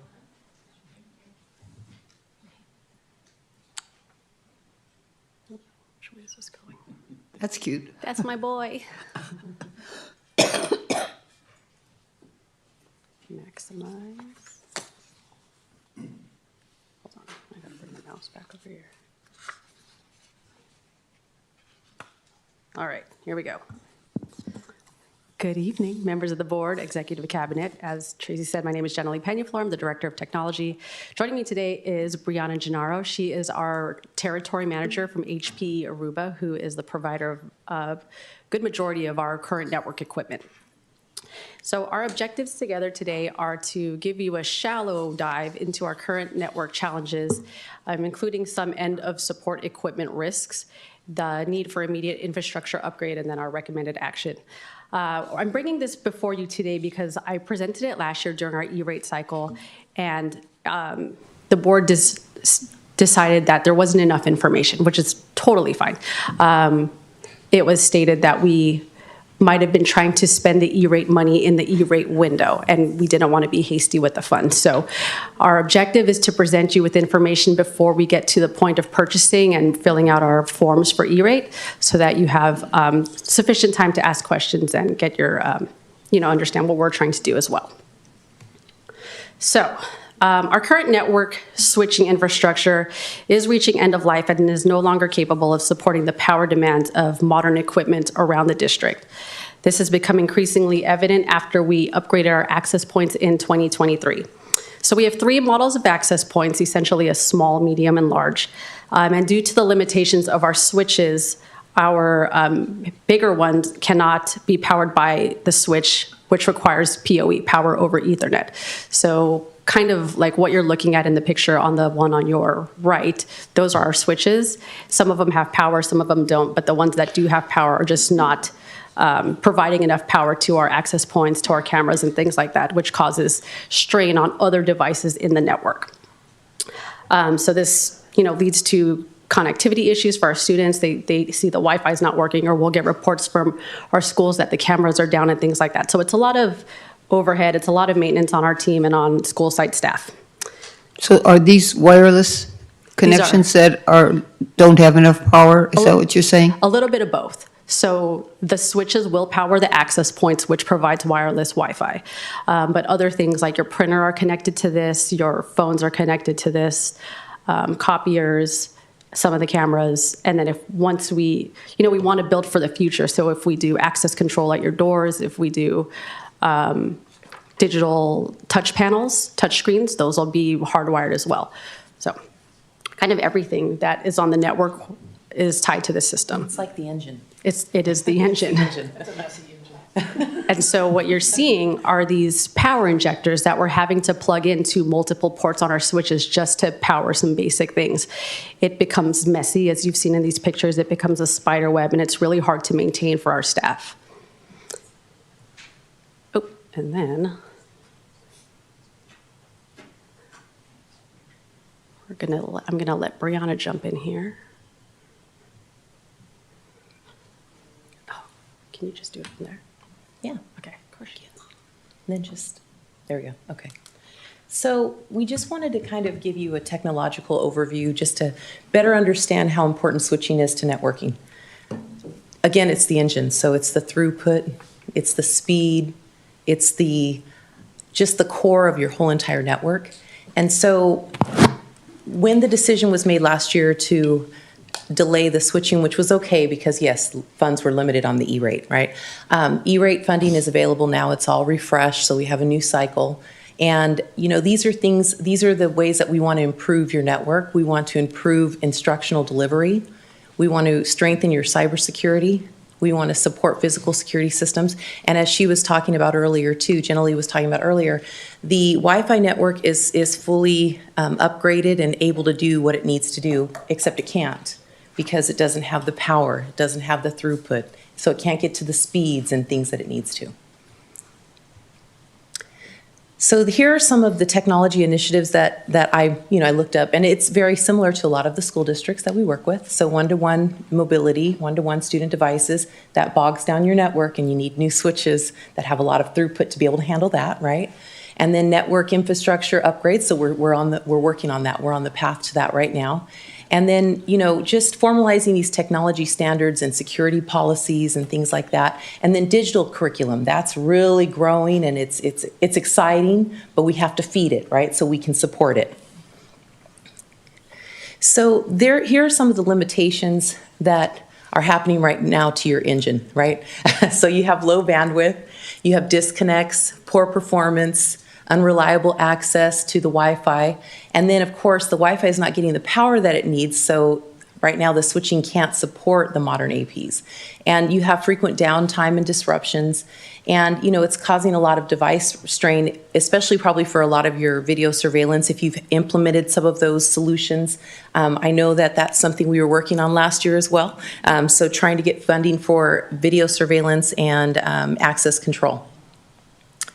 So security risks, just kind of going into what happens when you have older infrastructure. First of all, the switches that are in place today, they are end of support. So what does that mean? So they create security risks. So there's no software that can support things like patching a system or filling in a port. Ports that are open allow hackers and things to get into the network. So it's very vulnerable right now. If there were an issue, there's no bug fix or anything that we're currently producing because some of these switches are 2 and 3 years outside of support, so we don't even support them in any way, shape, or form. And then, from there, you don't have like the modern encryption standards that you need, and there's just a greater exposure to threats, right? And then the operational risks, we kind of went over it, but the outages, ed tech tools are limited, and then your compliance and privacy standards. We're able to now, with the solutions that we offer, we have content filtering management built into the network. We have a network access control solution built into the network, so you're able to build permissions based on usage. So AI is a big part of what we're doing today, and that's going to help. So Jenna Lee, her team is small, so if they have any issues, the system's actually going to be able to see and notify her of these issues, but she has to have the newer switches to be able to do that. The system's going to be able to detect issues and help with, visibility monitoring across the network.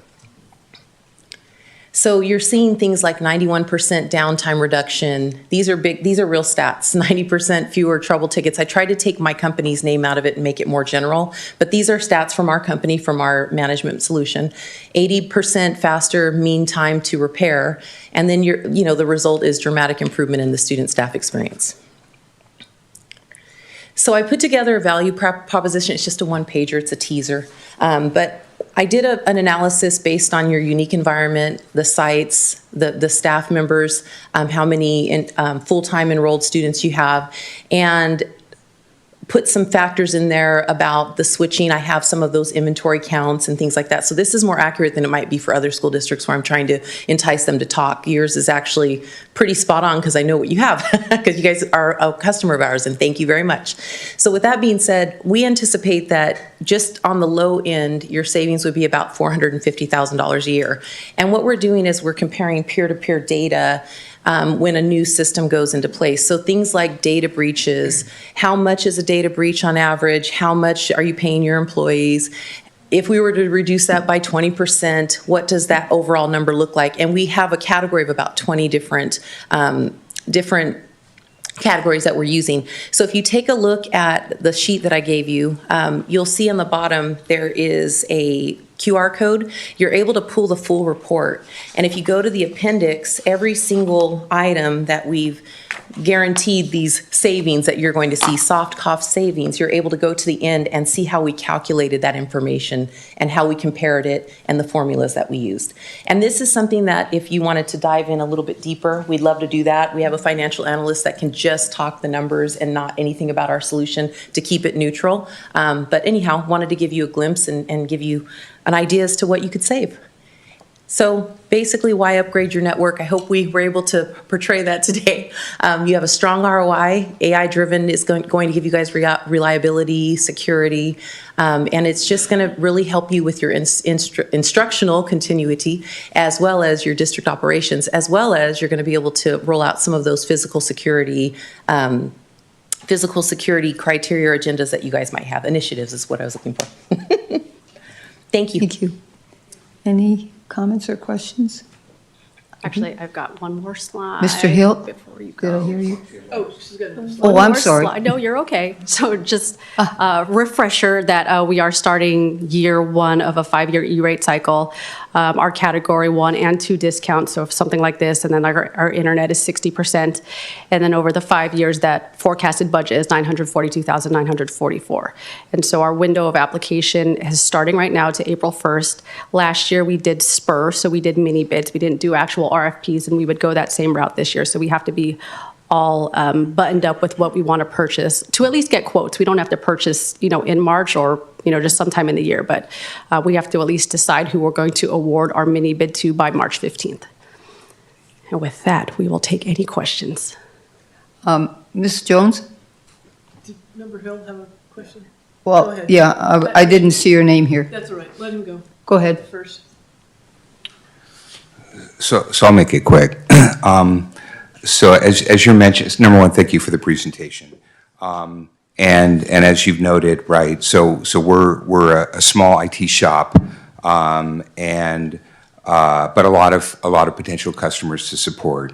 But the thing that I would like the board to think about and to maybe ask staff to come back with some alternative approaches. So as you're mentioning, we're at the beginning of this new cycle.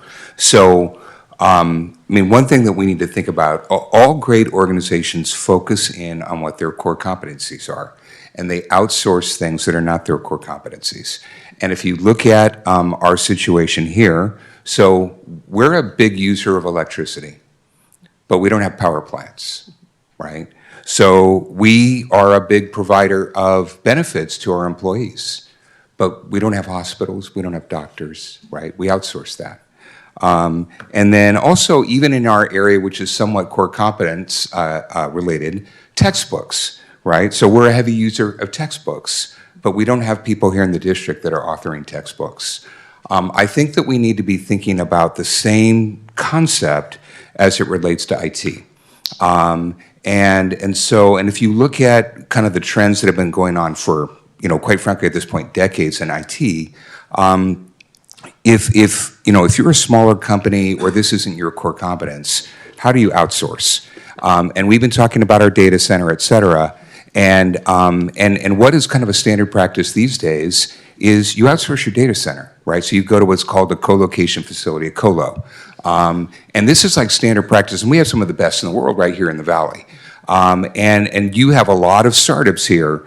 They don't have a server room, right? It's all outsourced.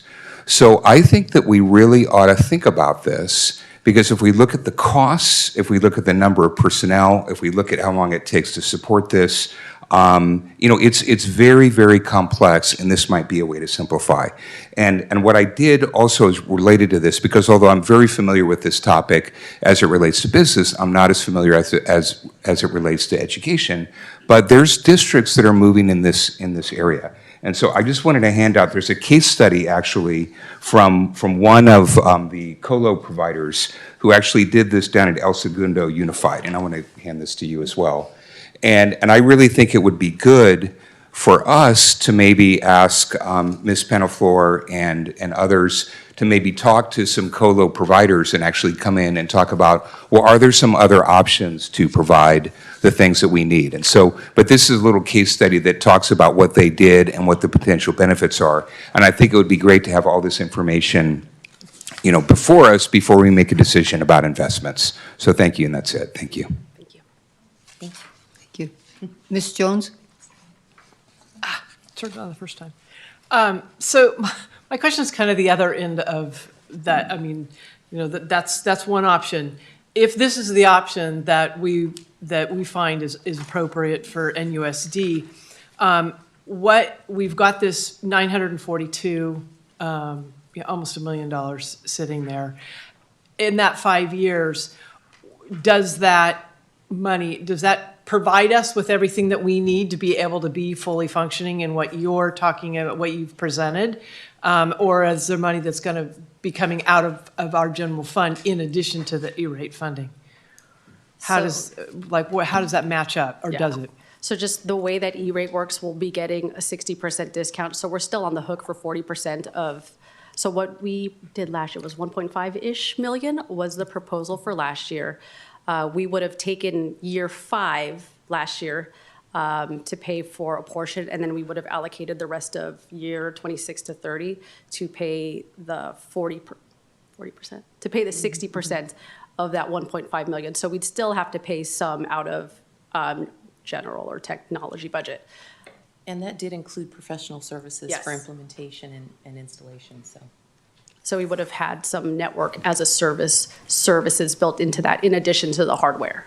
So then it sounds like we're almost kind of wondering, to weigh out the sourcing it out versus buying it ourselves and what the cost difference is. Will that sourcing it out only take 40%, or are we looking at spending 60% on that, in which case we're actually spending more on sourcing it out than bringing it in? Right. Okay, thank you.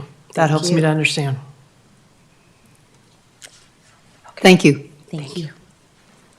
I have an extra one. I don't know if anybody wants it. Thank you. And I'm your next one, so I'm going to hang out up here. It's okay. Do your thing.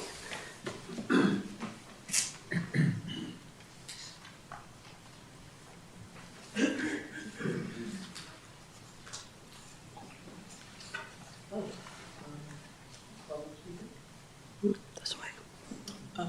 Superintendent, would you like to introduce this? I think we have public comment on this one. Oh, sure, I'm sorry.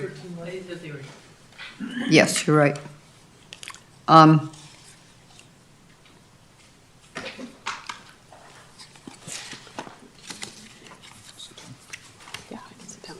Did you get all your questions addressed with Ms. Pinafore, or were there other questions? What did I do?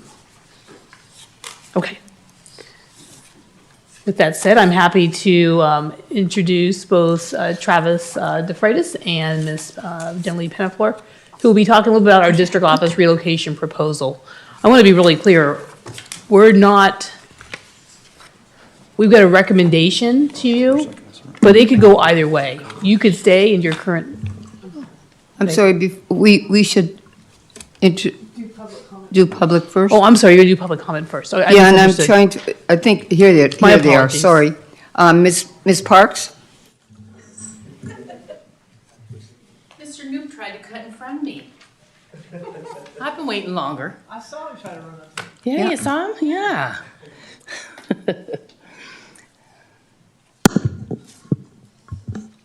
Before any major facilities or asset decisions are made, this board was supposed to receive an asset management plan. That plan was intended to provide a clear, comprehensive picture of district properties, their conditions, long-term needs, and costs.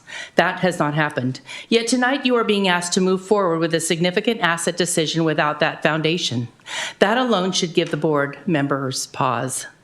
Relocating the district office to the Whiteford site may sound appealing, especially given the well-known issues at the current district office. But the core question remains unanswered. Are you trading known problems for a set of unknown and potentially far more expensive risks? Some institutional history is important here. The Whiteford campus has been unoccupied for more than 7 years. It closed in the fall of 2018. On October 16, 2018, the board received a presentation proposing the district office be relocated to Whiteford. The cost listed was $450,000 for the relocation and $150,000 for the expanding the parking lot. All other costs were to be determined. At that time, the board asked for more information. On April 4th, 2019, Plum Architects submitted the color rendering before you this evening and the $4.2 million price tag. Conversion of the Whiteford site alone was $1.8 million without soft costs. The second rendering in black and white appears to have been prepared by district staff. Even after removing the work no longer being proposed from the 2019 professional cost estimate and accounting for inflation, the cost presentation here are unrealistic and the proposed timeline is very aggressive. You should have concerns about the Whiteford building itself. Several years ago, Measure G funds were used to replace the roof and the HVAC, that's all. Is the HVAC system even currently functioning properly? What is the condition of the roof? I will be sharing photos taken yesterday of the standing water or the water staining that's currently on the roof. The bathrooms and electrical systems have not been updated in decades. On one condition, what is the condition of the plumbing and the sewer system in the building that has sat unused for 7 years? Lastly, what about the mold and asbestos former Superintendent Sanchez told a parent existed at the site? This is not a small or routine decision. It carries long-term financial and operational consequences for the district. Before moving forward, the board should personally tour the Whiteford site and fully understand what's being approved. Finally, I want you to remember that you promised voters, through your individual campaigns in Measure O, you promised to put students first. Rushing into a major facility decision without an asset management plan, without full transparency and a realistic cost analysis does not put students first. It puts adult convenience first. That is not what the community voted for, and it is not what the students deserve. Two photos each of Whiteford, and then there's a photo here of the McGregor site that shows all the pine needles that are just sitting on one of the roofs. Thank you, a drone service. Mr. Carey Knoop?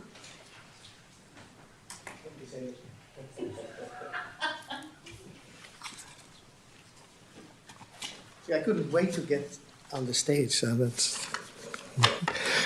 Good evening. I want to talk about this plan of moving the district office. And, you know, we have a bond of $200 million.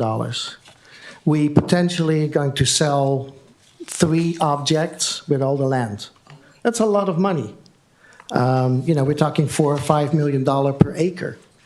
You know, that's a lot of money. So we can do a lot of stuff with that. We can do new construction. We could potentially even construct a new district office for about $15–16 million.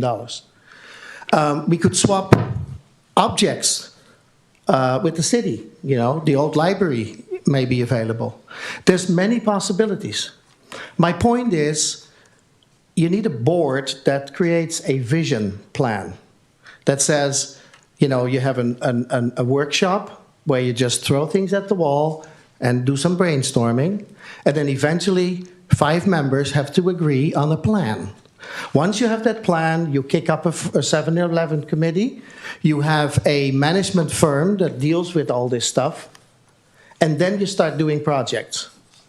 Not the other way around. Not like, let's quickly do this because, oh, we have a fire code problem. Oh, we have leaking. Well, you know, the rest of the district has problems too. We have students who have been in temporary buildings for the last 10–15 years. That was supposed to be handled as well. We have restroom issues in the high school where students can't even go normally to the restroom. We have lots of problems. I look at this presentation, and quite frankly, that's not done by a professional firm. It feels like it's written on the back of a napkin. You know, it doesn't make any sense. Where do these numbers come from? $900,000? What is that? We had a professional firm estimating $4 million, and that's 7 years ago. So add 40 to 60% inflation, and you get the actual numbers. It's ludicrous. It's fantasy. These numbers are fantasy. The timeline is fantasy. I don't know anything else what to say. This is very unprofessional. And why is this on the agenda for an action? This should not be on the agenda for an action. We need action right now. A, we need a management firm. And B, we need a vision plan from the board to start things going. And before we have that, we don't want to do anything. That's my opinion. Thank you. Thank you, Mr. Knoop. Ms. McMillan, I just found your... Everything I said again. Okay, thank you. Okay, staff?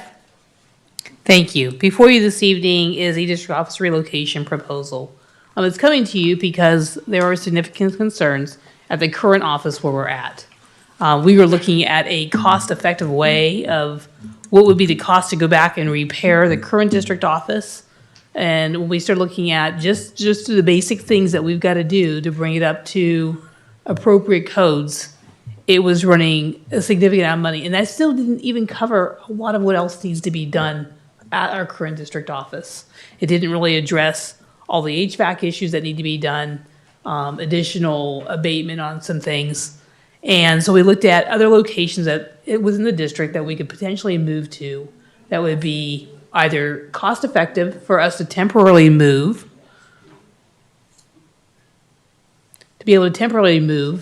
over to that location so that staff is in a safe work environment. In doing that, it is a no frills proposition that we're giving you. It's not meant to be the long-term vision. It's meant to be able to house our people and provide the services that they need to have in order to be able to be in a safe environment. And so with that, staff did take a look at what we could do within our current CUPCA applications. various contractors that could come in and come help us be able to put things together. The Whiteford building is actually in pretty good shape compared to our current district office. And so in doing that analysis, it definitely is a better location than we're currently at today. Do I think it's the long-term solution? I don't think it's your long-term solution. There's other solutions we could have thrown out there. We could have gone and rent a facility. That is another possibility that you could sit there and take a look at and do a rental somewhere here in the community. But you definitely have problems within your overall district office now that you've got to address.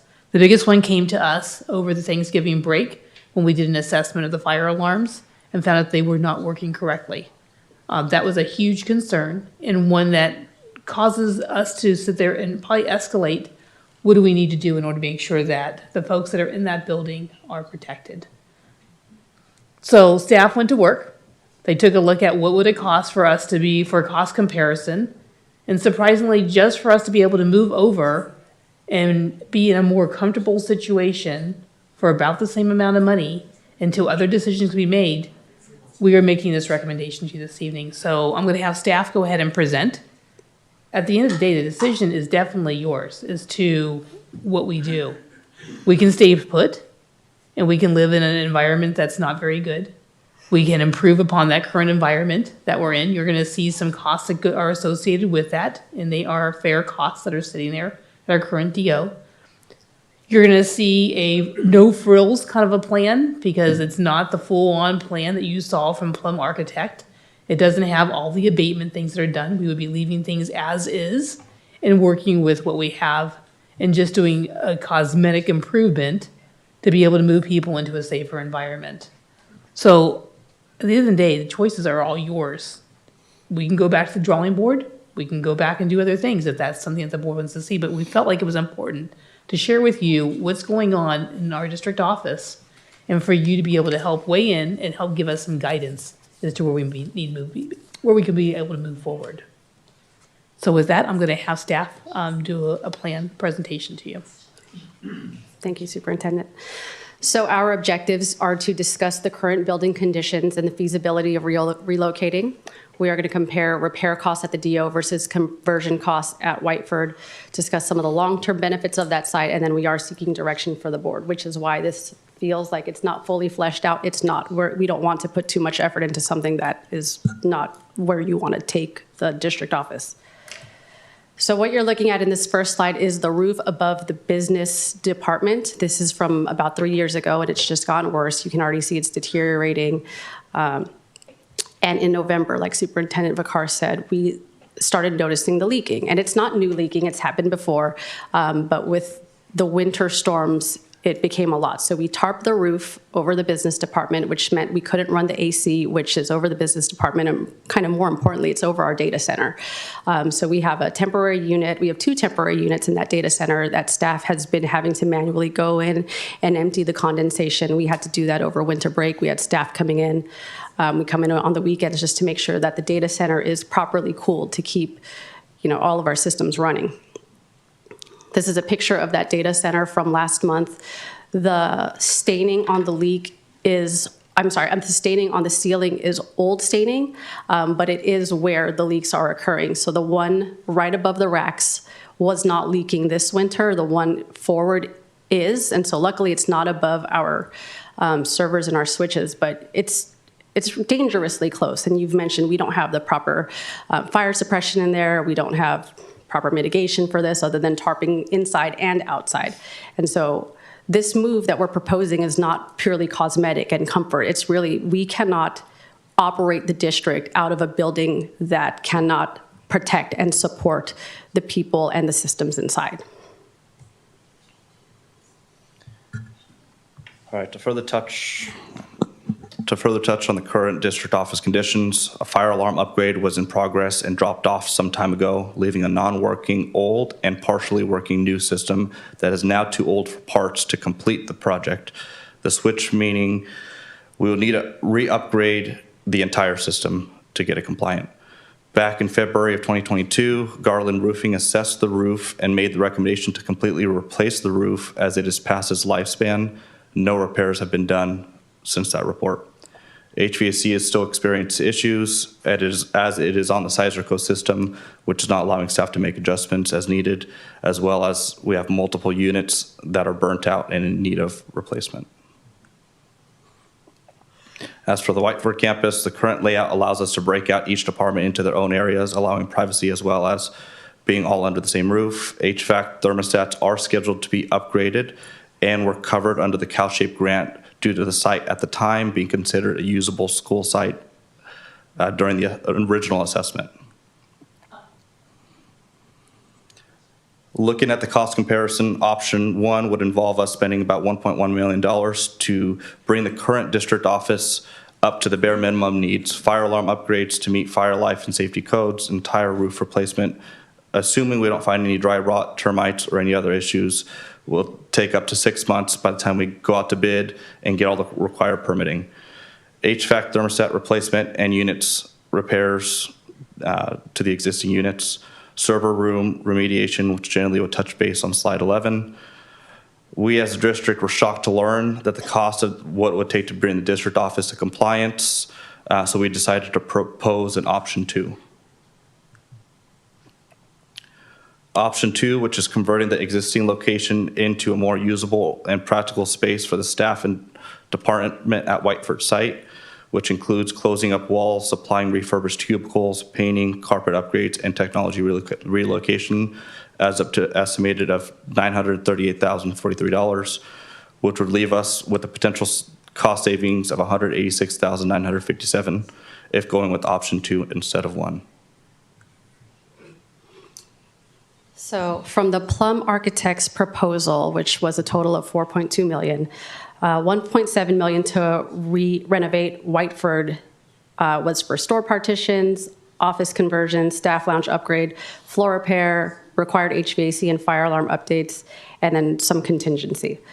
The McGregor the IT and print shop renovation was a plan to remodel the locker rooms and put IT in one and the print shop in another, and then pull in a T1 line for IT. The district furniture was a lump sum of $500,000. There was a plan to expand the parking lot to much bigger space than what is there, and all the soft costs are built into that. So in 2019, the board said the furniture cost was too high and vague. The community iterated that the developer fees could not be used because we are in declining enrollment. The superintendent at the time stated that Russian funds could be used, but there was no set decision, of course, on that. And staff was told not to move forward with anything until a comparative cost analysis was completed. This is the conceptual map from Plum Architects. If we're looking at the top of the screen at row A, column 3-ish, that's the front entrance under the awning at Whiteford. So I'll give you a second with that.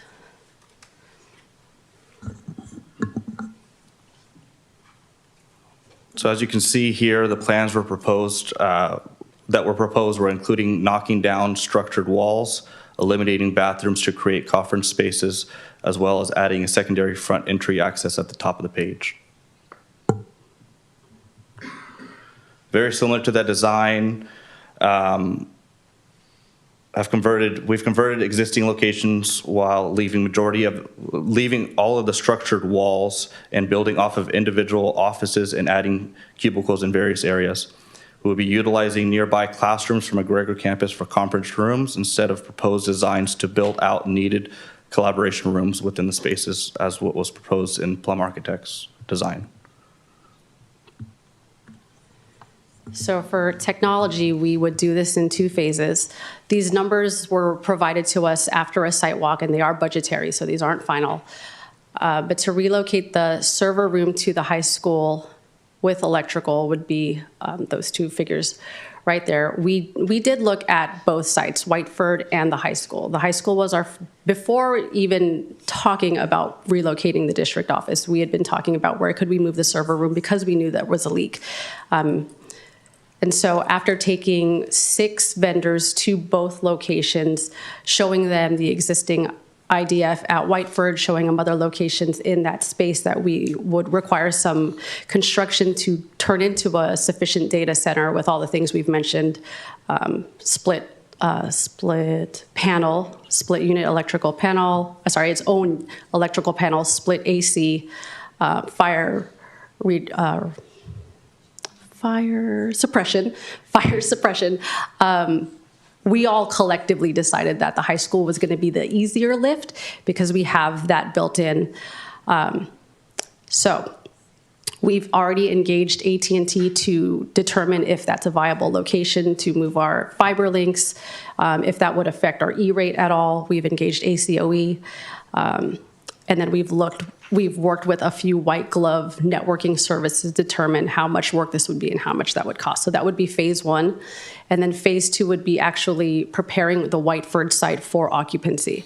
So we would work in conjunction with construction to ensure that we are pulling conduit and data cables appropriately, making sure that every office and every workstation has data drops for their computer, their phone, their printers, and then any AV components for conference rooms and collaboration spaces. And then any additional networking equipment that we'll need to ensure that we have 2 concurrently operating district offices as we're transitioning.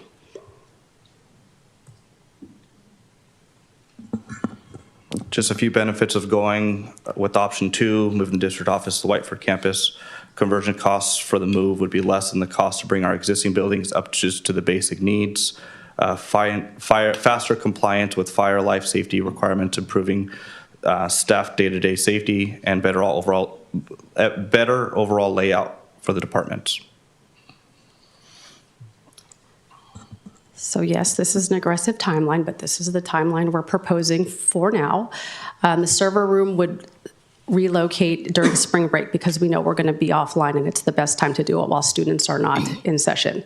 The Whiteford construction we would hopefully have done by the end of March so that in that spring break week, we could start moving departments, starting with business, HR, and the superintendent's office. Ed services would wait until school is over, so they would move in mid-June. And then enrollment center, special ed, and childcare would wait till end of September so that they are in the same location during their heavy enrollment period. And then same with IT, we would wait till end of September because summer is our busy period when we're resetting classrooms and resetting systems. The print shop, because they require specialized spaces for ventilation and electricity, we are still looking for an appropriate place that would suit the needs of that department. One thing I wanted to just reiterate, as Tracy mentioned, is we are bringing forward this and looking for recommendation on this. The plan would be whatever the board decides, whether it's to stay where we're at and or move or anything else, we would then bring competitive bids to the February board meeting. So it's just for the recommendation is all that we're asking for.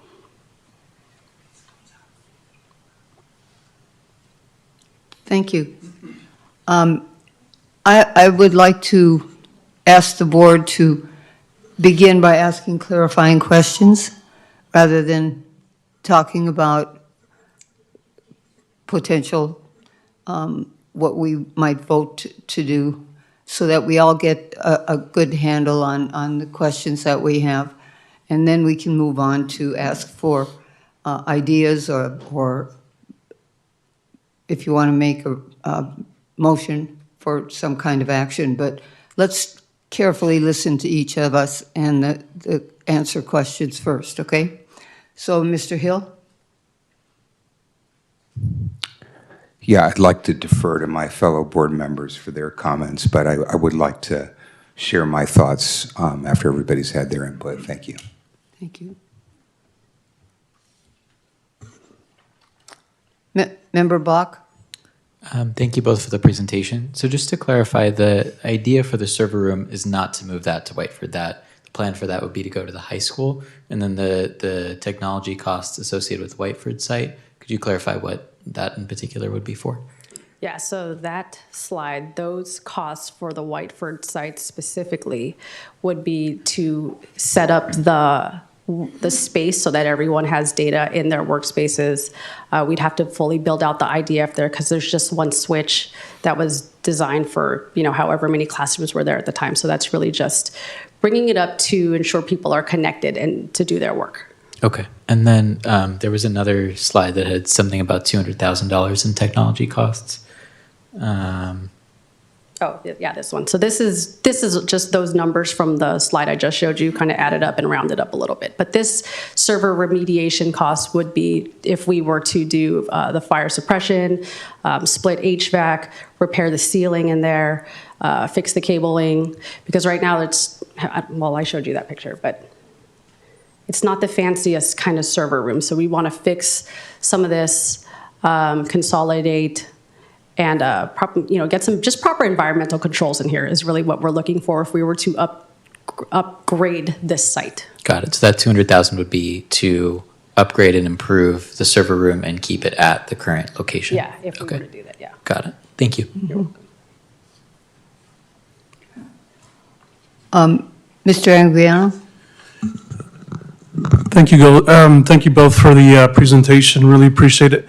Question being that the handmade pool that you have on top of the existing facility, how far away is it from the electrical panel?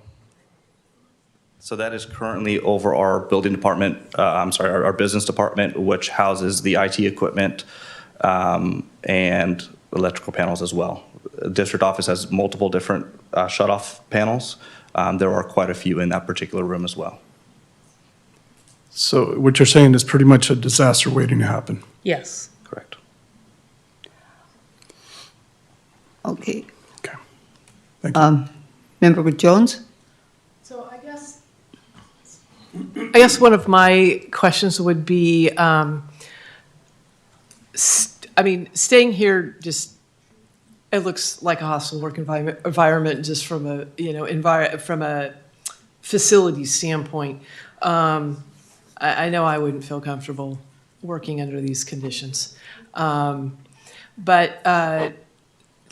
help me to understand. So IT would be moving, you would be moving to the high school, yet there's, of course, Whiteford has to be brought up to snuff in order to be able to facilitate all of that. So that would be the first thing you would be doing, or you would be moving IT to the high school. High school? Yeah, so we would be moving what you're looking at in this photo essentially to the high school. So our data center, the place where our internet is coming in, the place where we are splitting off and sending our internet, our main servers that house our data, all of that would move to the high school, and that would become the main data center. And that would be in September? That would be spring break. Oh, okay, all right. I guess I was confused when you said something about September and spring break, and I couldn't tell which was which. No, that's okay. I just the September would be my team physically moving our location and then our workspace.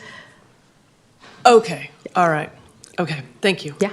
I think that clarifies And we that. were already looking at the server room. This is not, the server room's been something that we've been identifying plans with now, really play strongly since July, but knowing that we were just kind of like on borrowed time over there ever since we saw the problems when I first came to the district office.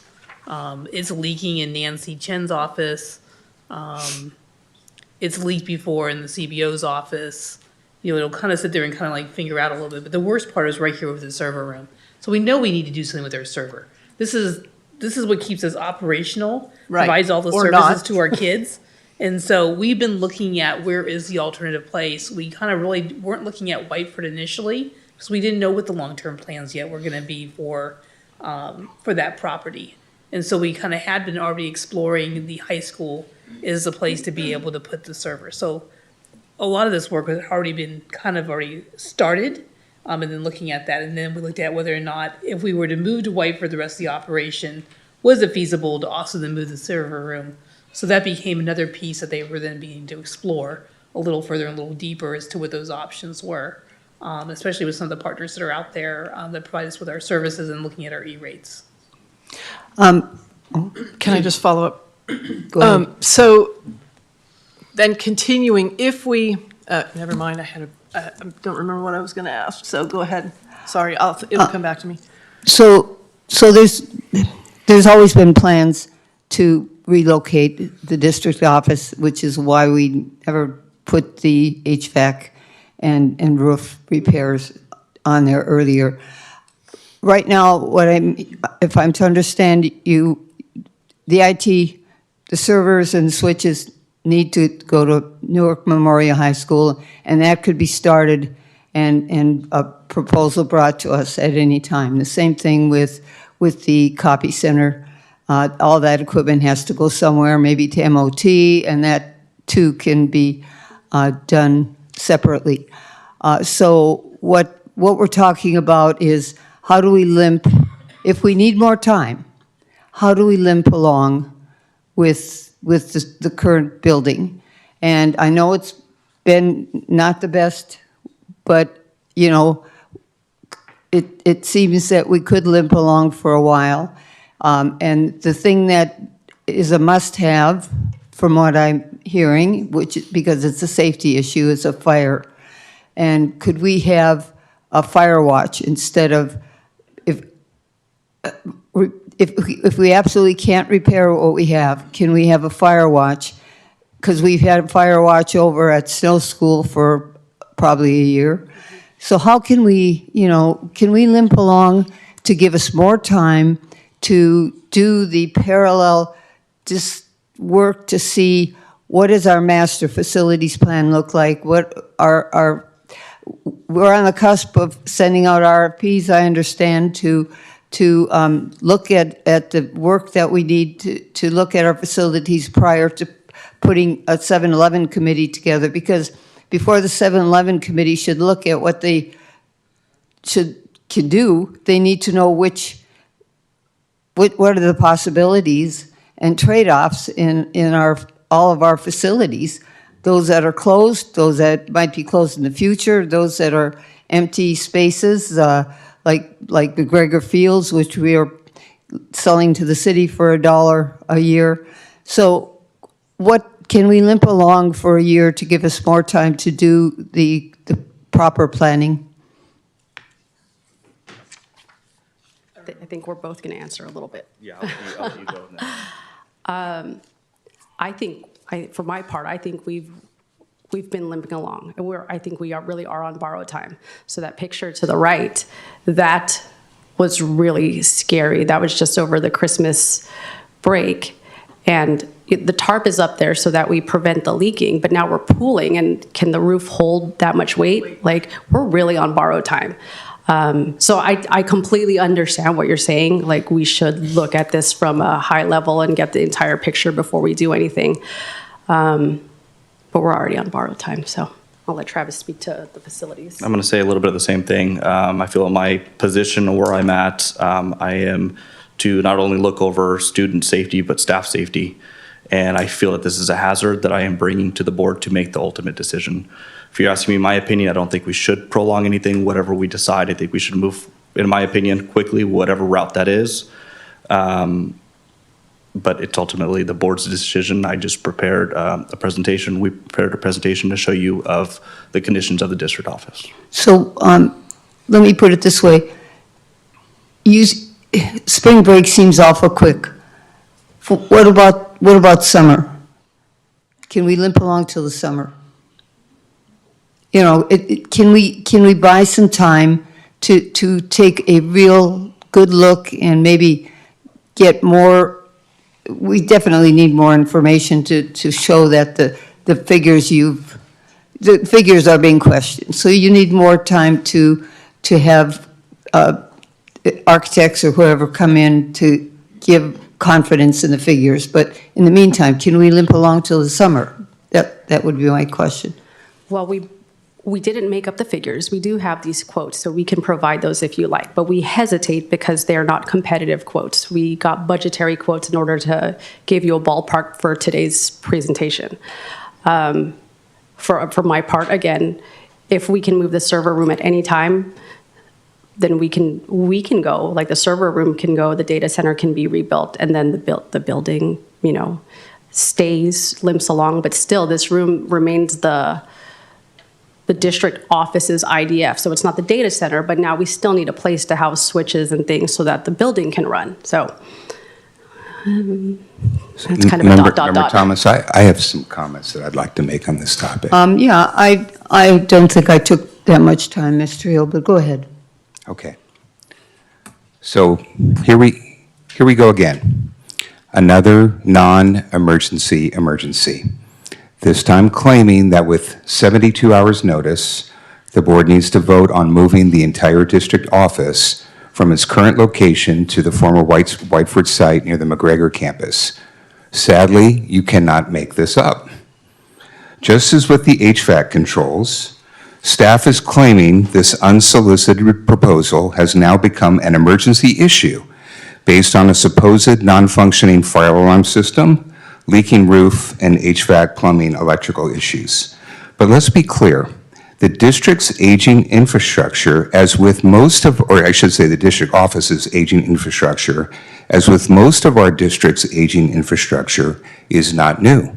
And we just heard from one of the teachers here talking about the things that they have to go, moving portable potties around, and do we think that that's a safety issue? It sounds like a biohazard issue to me.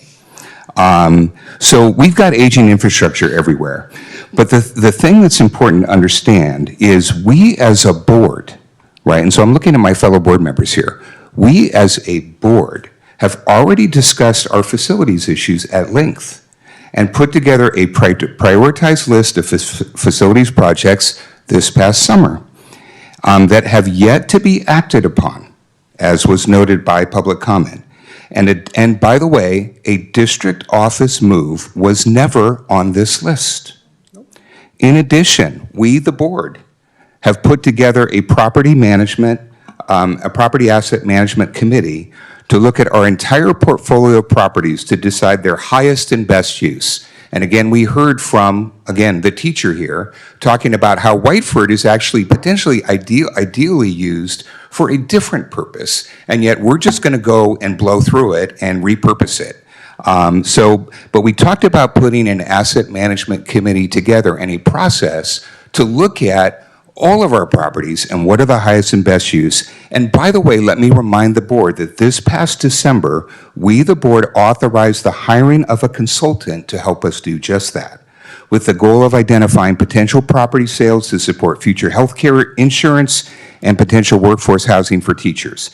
And yet now we have an agenda item unilaterally driven by superintendent and staff that is attempting to short-circuit these processes. This has nothing to do with the overall student and community-facing goals the board has established, and everything to do with the district leadership wanting to play monopoly in service to their own agendas.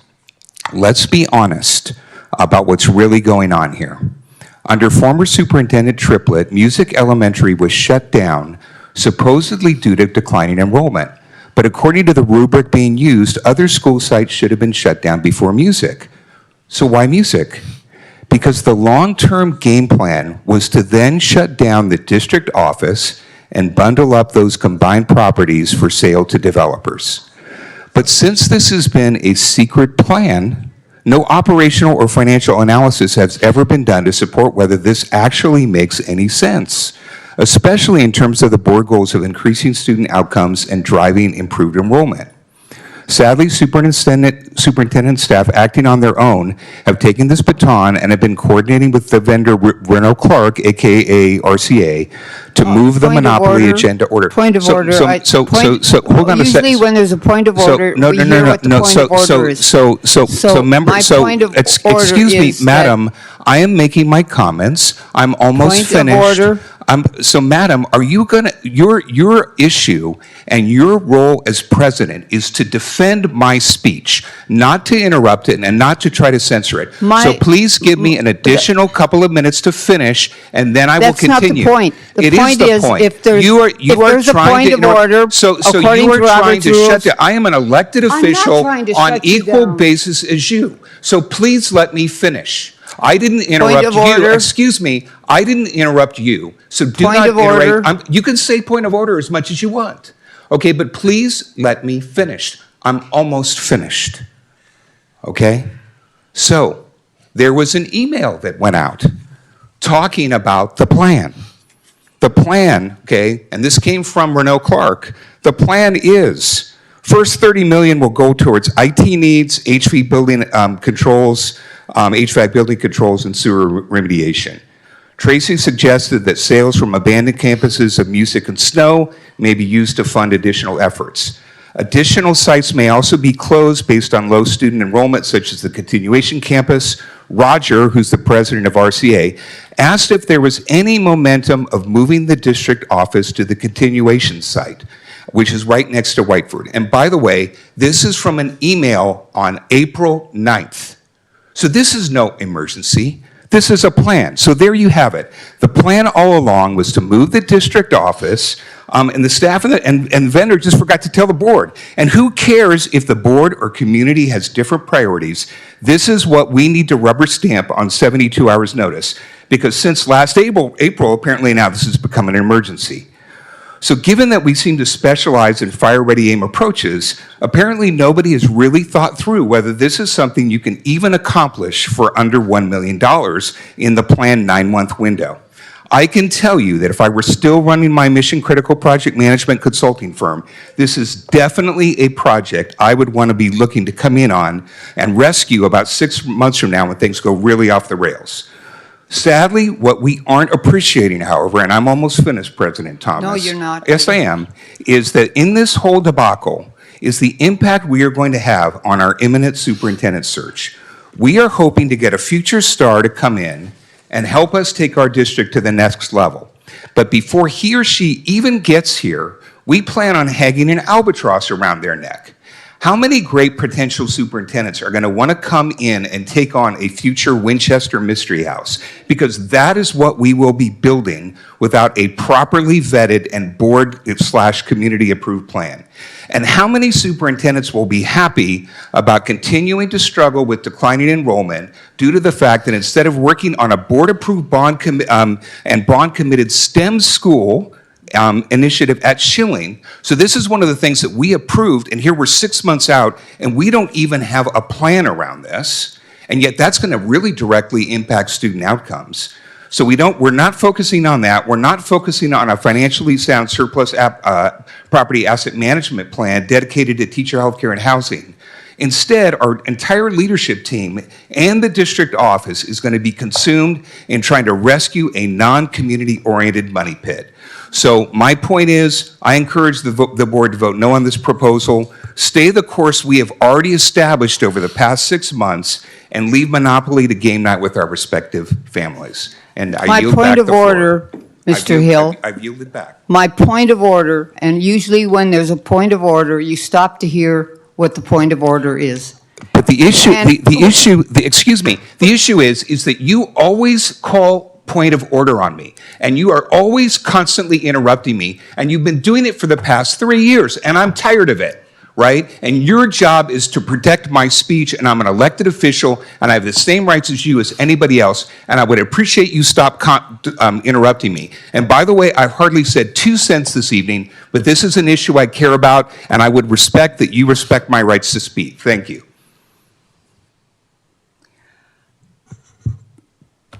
Team, unfortunately, I feel like I've lost control of this meeting. I think what I just heard, directed at me personally, was part of my point of order about comments that were directed to the superintendent and former superintendents, speaking about their motives. I don't It's think called the that's First appropriate. Amendment. I don't think it's appropriate because it's not in the guidelines that we have agreed to. So I think we should The continue guidelines are on. established by the U.S. Constitution, not by the board. We have protocols and guidelines that we follow, that we have, are in our, yeah. Anyway, I'm sorry to the public. I'm sorry that this is happening. I think this should have just been, and I blame myself too, because I didn't pay enough attention. Whenever you have a complex item like this that's costly, you don't bring it on in one meeting and put it down as an action item. It always warrants discussion. It warrants trying to get into the heads and minds and hearts of staff who are trying to deal with issues. You don't do that in one meeting. you know, it allows us to have a civilized conversation, which we should have, to decide what are the possibilities going forward. I asked some questions that said, hey, I think, you know, it implied that I think we need more time to digest all of this and not make anything happen right away. And that there's other things that should happen in tandem or even before that we, I think, are already have plans by staff to make those things happen.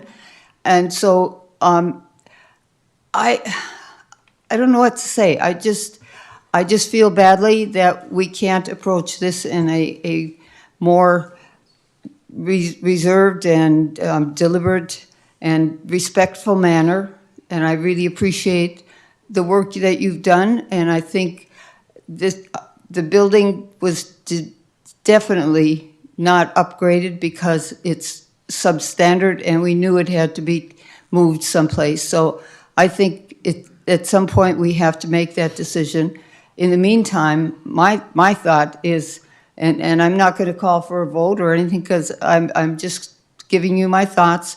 My thought is that we work on the server, get it out from under that leaky roof, that we ask staff to bear with us for several more months, and do some purposeful planning, spend some money if we have to with an architect to come up with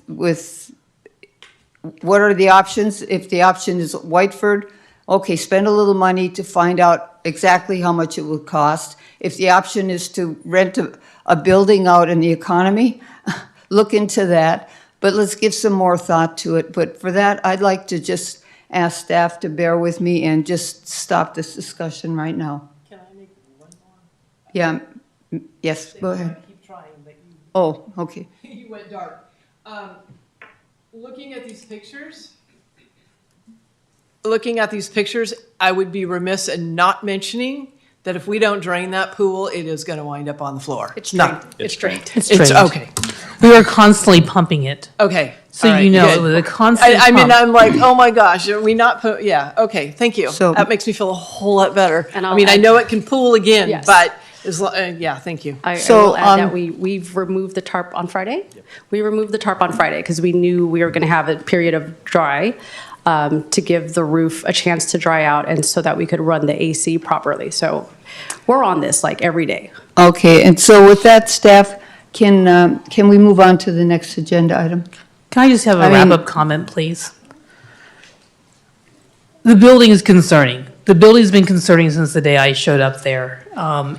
I feel it's important, at least for us to start addressing the concerns that are happening there. Mr. Hill, I hear your concerns. This has not been something that was pre-planned. We didn't work on it for months. It was something that really we looked at when I realized what the costs were to be able to do some renovation costs that we had to do in here, most of it from necessity. It created great grief. So I don't want you to think, yes, during the process of the planning of everything to do with the bond, there were all kinds of discussions that were occurring. But no decision has been made. As a matter of fact, we're bringing it to you, and we definitely need to have feedback. And we're asking you for your feedback. And I'm sure you're just as concerned about the condition of this building as you are about all the buildings that we have within the district, which is why we push so hard for a bond. This is not something that happened overnight. It's something that happened over a decade that it fell into such bad disrepair. And you can't come back and blame the current staff on that. No. This is something that we are very concerned with. We have constantly been trying to navigate the issues that are going on there. And if nothing else, I think this is a healthy discussion to have in here and to start talking about what is it that we need to do. And again, there's probably lots of different ideas. Maybe it is moving to a rental for a little while. A rental's not all that expensive. It might be better conditions. I don't know. But I needed to bring it in here and start to have the discussion. Mr. Block? Thank you. Appreciate it. Yeah, I mean, I think there's been a lot of questions raised at this point that would make me feel uncomfortable moving forward with authorizing a full relocation to Whiteford at this point. I think one thing that might be really worth looking into is just making sure that we can immediately address the safety concerns, because obviously, like, I mean, I can't imagine working at a site like you're at right now if there's not working fire alarms and there's, you know, a data center that's about to get fried. Like, obviously, those are extremely pressing issues. And, you know, just looking at some of the cost estimates that you had, like, if we can fix the fire alarm system, if we can fix the HVAC system at the district office, and if we can relocate that data center to the high school, like, that would seem to address some of the most pressing needs. The rainy season is almost at its end, and obviously the roof is not in great shape, but maybe just kind of removing the water a couple more times until we get through the winter, you know, can allow for the temporary alleviation, at least, of those concerns. But, you know, I do think we need to think this through before making any major decisions. So I would be curious to see some comparisons about, you know, whether or not those steps I just outlined, fixing the fire alarm system, some HVAC repairs in the data center movement, how that would compare to a rental facility. I was interested also in Member Hill's idea about maybe even outsourcing some of the data center stuff, and whether that might also be something to look into, given that we're already thinking about moving the data center. But you know, I think we need to tread carefully here, while also ensuring that we prioritize all of your safety, because obviously it's incredibly important. And just as a board, I think we need to continue to work on disagreeing civilly. I mean, it's great that we disagree. We should all speak our minds, but the way that we conduct ourselves is the model that the students in the district follow, that staff see to follow. You know, I tell this to my government students all the time, right? That, like, the way that we conduct our discourse is like how we propel our democracy forward. And I really think we need to work on that as a collective, myself included. Thank you. With that, may I move on to the next agenda item? That would be I just want to thank Jenna Lee and Travis. Yes, thank and you. the rest of the team that has been working on looking at solutions. So next, thank you very much. Next, we move on to the instructional calendar.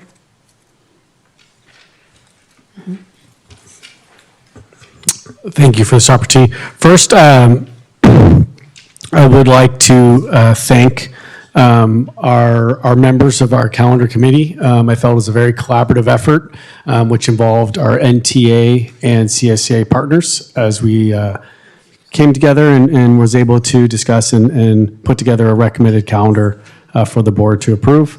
Brandy Wex, Miranda Didsmore, Rachel Bloom, Karen Allard, and Maria Huffer were the recognized members of our committee. So I appreciate all their help and their collaboration as we were able to come together with this calendar. So the calendar in front of you, our instructional calendar, was just ratified by NTA this evening officially. So that is good news, but we're very excited. We have a start date that's going to be the beginning portion of August and allow us to end our school year in May, providing us our professional development, our staff days, our minimum days to help support conferences, our finals days, and our different holidays that we recognize within the district. So we're very excited about this calendar and like to bring it to you for approval. Thank you. I would, any questions? If not, I would entertain a motion. I have one question. I noticed on there, there's a couple extra staff days, staff development days. Instead of, like, this year, I think we had 2 half-day or a minimum days that were providing for that. Is this in addition to the Friday, like some of the Fridays, or are you taking some of those Friday hour-and-a-half PDs off and dumping them all into that concentrated time? Because it's more days of staff development, which I think is great, than we've had in the past on other calendars. Because I think there was 4 on there instead of 2. So I think what you're seeing is the way some of the days are split. So we have a January and March day. So half of the staff, so the elementary will be on PD and half will be on. That's not what I was, that's not what I'm looking at. But we can still vote on it. I can talk to you, I can ask you afterwards. It should still be the same number of days. The additional days that you're talking about on the, what is historically be on the Fridays, those will still be maintained. Okay, no, throughout the these year. were like Friday all-day PDs. It looked like there was a work day and then there was there was a day off that was no school. Anyway, it's all right. I'll go back and look at it again. It's not going to hold up my vote. Do you want me to? Do you know what? There's two of them where it looks like there's a PD or workday on a Thursday, and then the Friday's something else. So you remember back in the day, we used to have in about December, there's the workday for secondary to do their report cards. Right. And then our PD day to do our PD. And then in March, It was the when opposite. elementary had trimester 2 Thank you report for- cards to write up. Right. We would have a work day and then secondary would have a PD day. And so what has happened is we took a lot of the input that we've been getting from teachers, from our educators, and one of those things was we have too many Mondays off. It messes up our prep schedule, it messes up instruction, so let's do a different day. And so that's where that came from. Okay, because I think what I was looking at was the March 5th, no school, no work day, that Friday.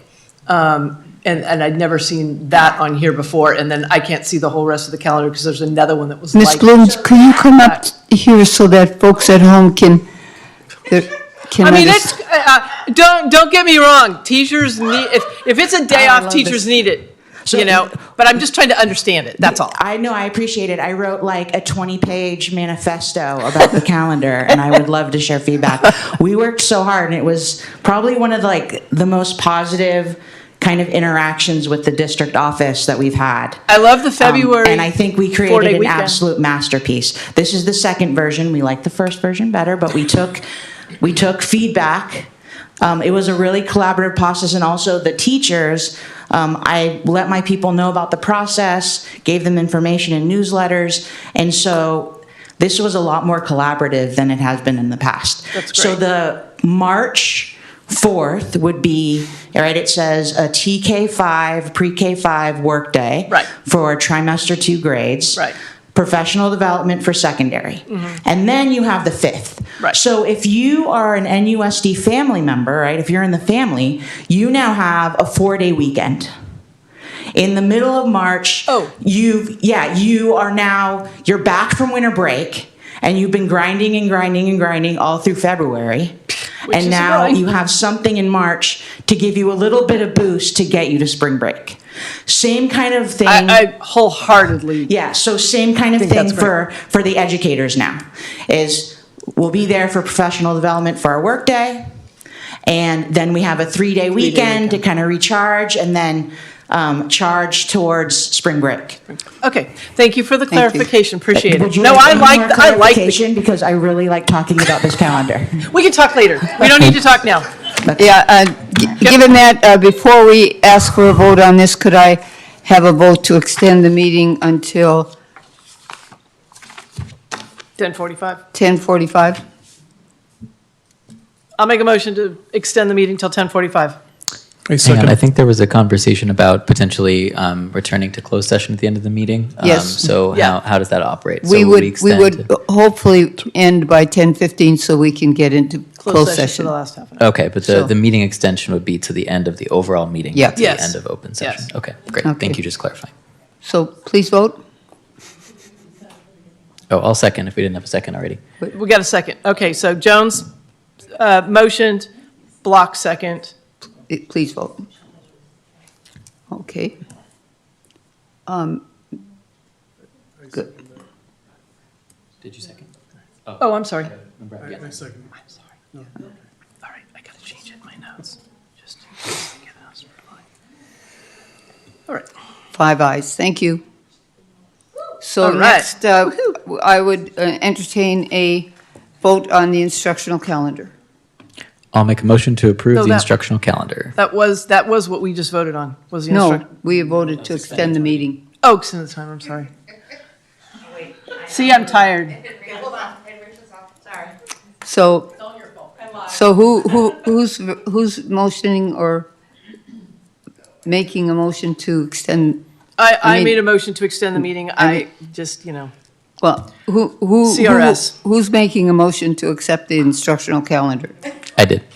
Okay, and who seconded that? I'll second. Okay, please vote.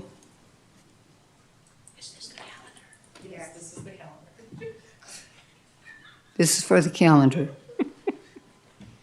Oh, and am I not on that now anymore? Okay, whatever, doesn't matter. It doesn't matter. Oh, I'm sorry, Member Jones. Hey, really, I'm not attached. It's not. Well, we have 4. Oh, yes, my vote is a yes. I Okay. apologize. Could you, Ay, could you tally that as 5 votes? It's 5 ayes. Thank you.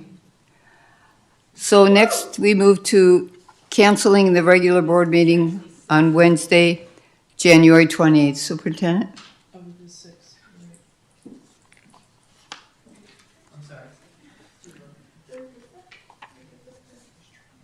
No, student board member gets to vote on those, we just want to. Oh. Sorry, sorry. Oh, did you vote and it didn't tally? Okay. Okay, I'll make a motion to approve item 13.3, unless there's some discussion that needs to happen first. From my understanding, there was just a, I'll second. Okay. Member Block makes the motion. Member Jones seconds. Please vote.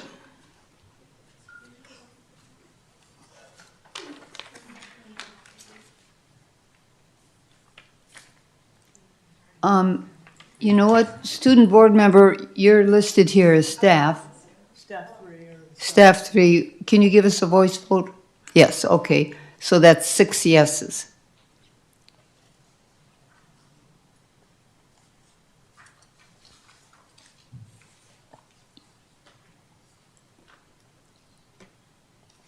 Thank you. Staff 3 says absent, but that is our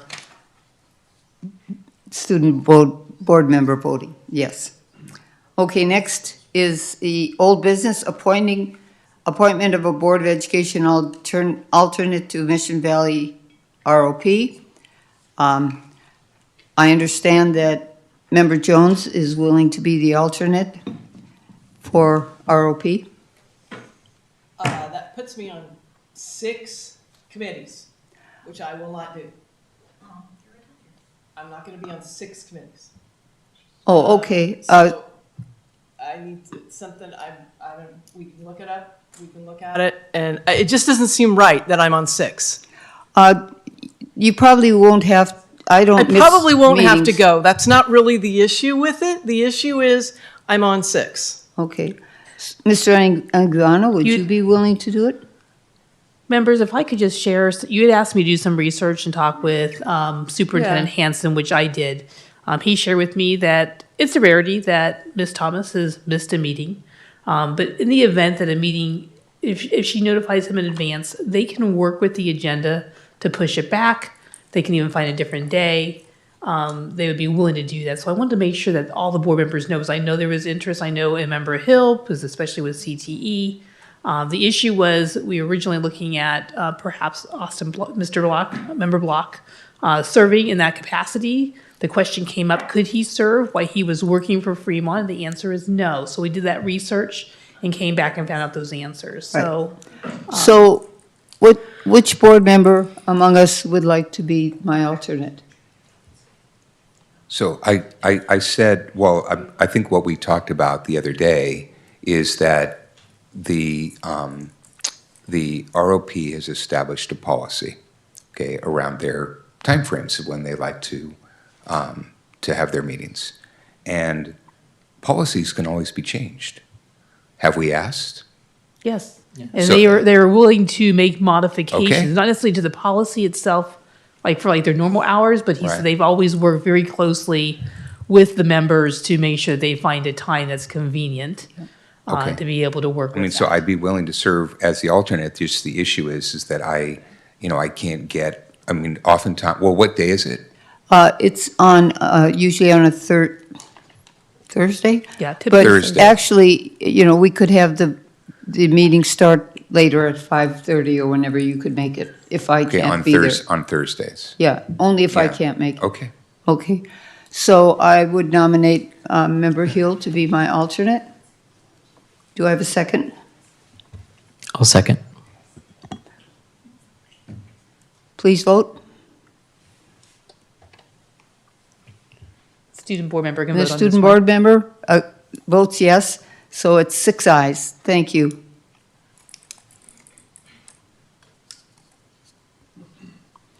Next, is 14.2, use of 5-subject digital curriculum licenses at Newark Memorial High School.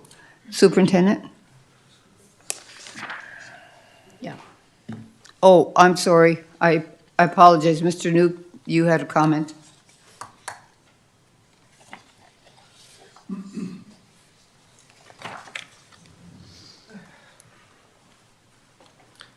Thank you, and good evening again. Why is this even on the agenda? This looks like micromanagement to me. We're talking about this current topic. We had a new program, right, that the board approved? And so we have, I take it, good staff at the high school, counselors, department heads, who can make proper judgment as to what they need. If the board wants to do a battle with thinking like they're not doing their job, which they have the right to do, then get those people here, but don't put it out on the students. It's like when to give you a parallel, it's like when you can't get a federal budget done, you're not gonna stop giving money for food stamps to those who need it most. You fight your battles at the right level. So I find it, to excuse my French, I find it disgusting that this stuff is coming up every time now. If you have a problem with the high school not being able to do this properly, then invite them and, ask critical questions, but don't take it out on the students. Don't put them every time like, well, you may get it. It's like, the royal board is going to decide whether they grant another 5 licenses. That's not the right thing of doing.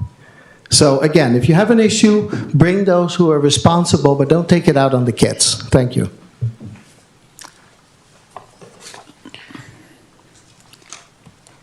So does anyone want to discuss this? Yes. I do. If I could just give just a brief overview. Did you push the button? Let's let the superintendent provide an overview first. Thank you. Right. Last time we discussed subject, we allocated so many licenses and also the number of students that would be actually using it. We told the board that if there was a need at the second semester, that we would bring back a report to you to let you know how many more students might be in a situation that were seniors that might need access to these licenses for second semester in order to make sure that they could meet graduation credits. And so we did have a discussion about that. This would not be additional licenses that we're requesting. This is within the allocation that you already gave us. So we're not asking for any new money or any new licenses. And in looking at the analysis of students who are seniors that would need to get over the finish line to be able to walk with their peers, this is a report that we're bringing back to you so that you are aware, and we are asking for your permission to be able to offer those licenses to the students. Member Hill? Thank you. So just to refresh everybody's memory, right? So I think that we as a district, right, we've been talking about the fact that we are not preparing our kids to go out into the real world, and that there are real concerns that online learning is not effective. And so therefore we passed a policy which basically said that we were only going to use this on a limited basis at the continuation high school. That was the original proposal or the original agreement. When we came back in the spring, in the fall, there was a discussion that said that the board's decision was too hasty and that there were some kids that were being caught in the middle and that it was not fair to change the rules. And so we had an extensive discussion, and my recollection is that we identified a specific set of students, and then we asked a couple of times, this is it, right? So this is it. And not only that, we asked for various updates to see are people complying with the program, et cetera. But it's not my recollection that we ever said that we were going to extend this to additional students, and particularly, you know, that we were going to just open it back up in the spring. And the challenge that we have, and with due respect to the public commenter, we need to remind ourselves that a high school diploma is not, it's not a privilege, it's not a right, it's something that is earned, and it demonstrates proficiency. And the fact that our system for many years has not been following that, as we talked about, and as we talked about the UC San Diego example, we have kids in college right now that can't do middle school math, okay? And shame on us. So at some point, the buck needs to stop. And if you create a safety release valve or a constant way to add or make exceptions, that's what's going to happen. But here's the thing that I think is really important for all of us to understand. And I think all of us older people know this. Life is tough. And there are lots of challenges that we encounter, and there are lots of defeats that we experience.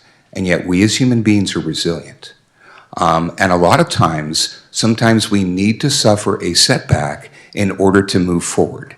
But if we're constantly told that everything is okay, we're never going to learn, we're never going to grow.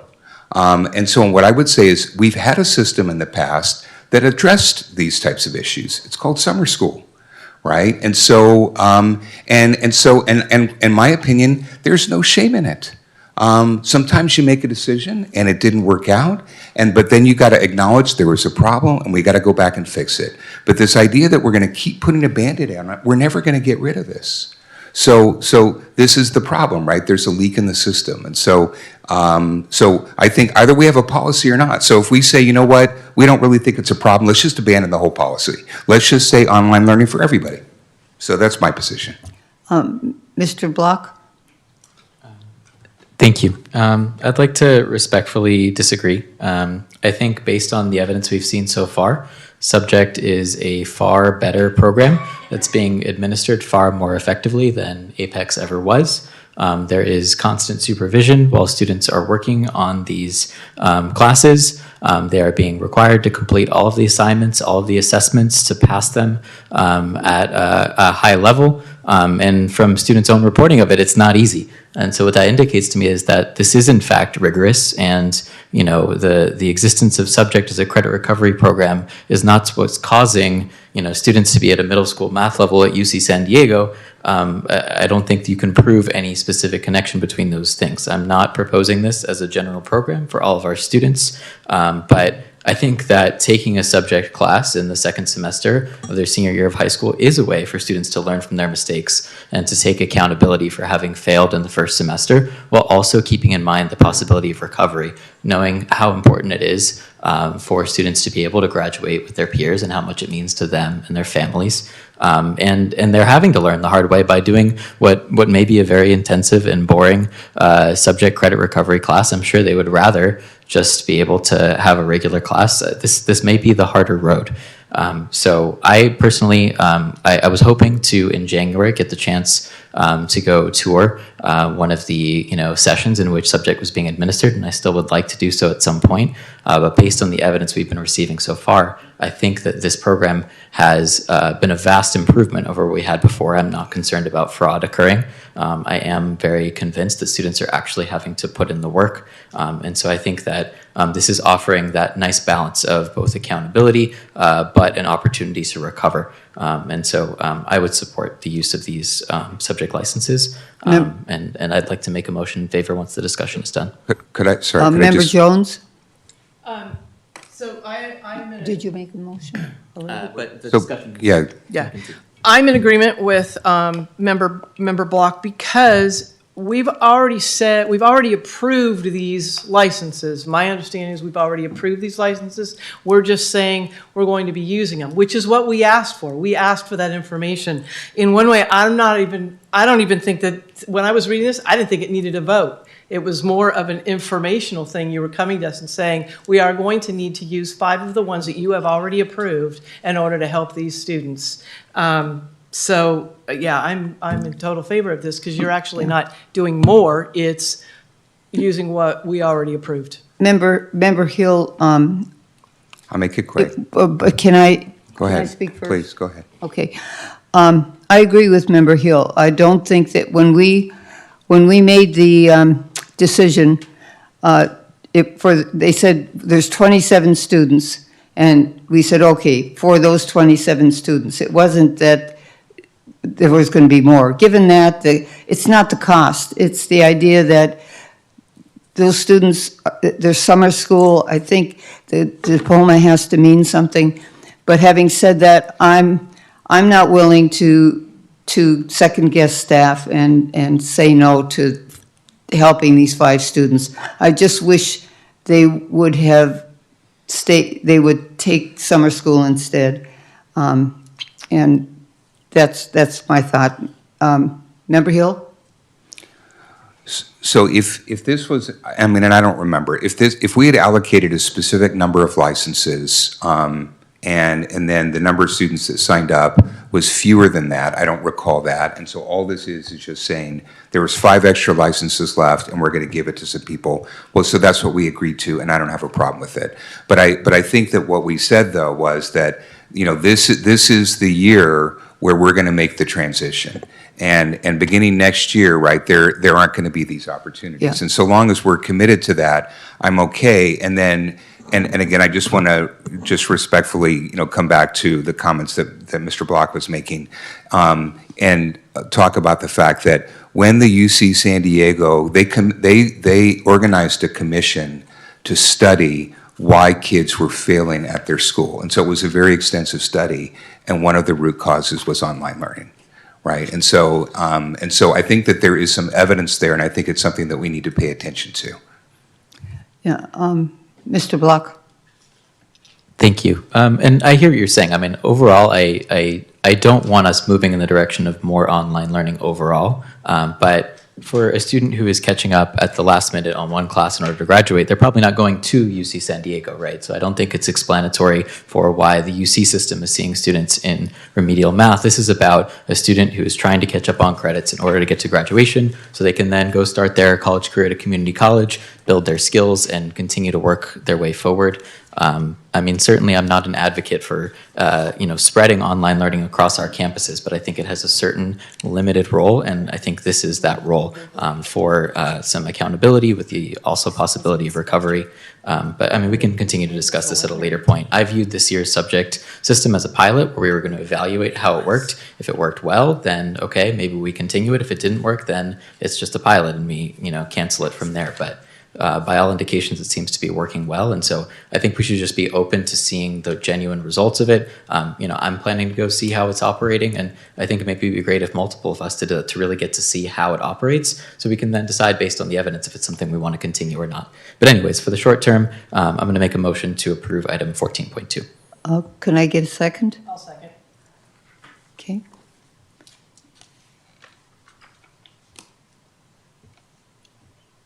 Please vote.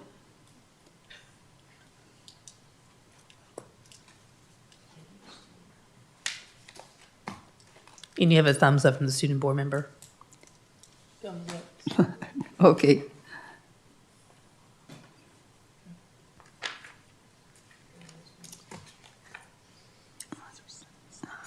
There was 4 yeses and 1 abstain. Thank you. In the interest of time, because we have to go back into closed session, we're moving on.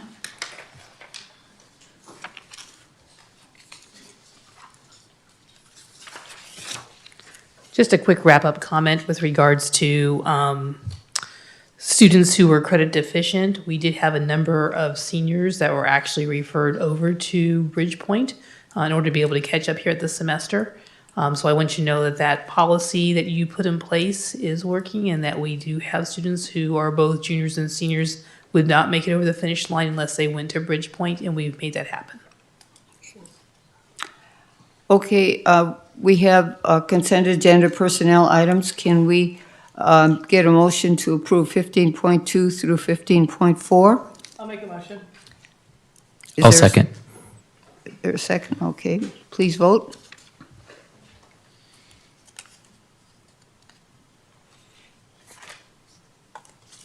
Student board member? Oh, you don't vote on personnel, but otherwise, The next one. next time you can vote. Okay, 5 ayes. I'm sorry, motion was by who in second? Jones for motion, Block second. Next, we have consent items, and I believe there's one of those, 16.14 has been pulled. 16.14? And that would be No, I only that's the for right Ms. number. Parks to make a comment. Can I get a motion in the meantime to approve 1632. 16.2 through 16.31? No, 16 point,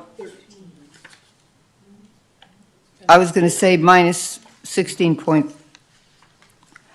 yeah, okay, 16.2 through 16.13, and 16.15 through 16.31.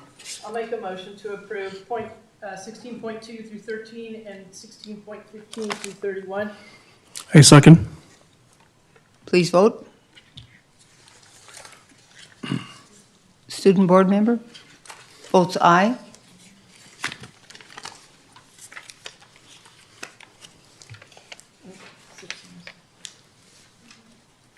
Six ayes. Thank you. So 16.14, Ms. Parks? Good evening again. I appreciate the effort to update board policies and administrative regulations. However, policies that are not implemented are meaningless. Updating BP and AR 1113 only matters if the district actually follows them. I'm focusing on the administrative regulation because it provides direction on how to implement the board policy. First, the AR mandates ongoing review. The superintendent or designee must regularly review district school websites and make changes as needed to ensure legal compliance. This is a continued obligation, not a one-time task. Second, the AR requires accuracy and timelessness. Websites must provide correct information on programs, operations, board agendas and minutes, school accountability report cards, calendars, and related materials. Information that is months or years out of date is not compliant. Third, agenda postings requirements are not discretionary. Government Code 54954.2 requires a direct link to the current agenda and requires that all requires that it be the first agenda that's available. You are compliant with this, showing compliance is achievable.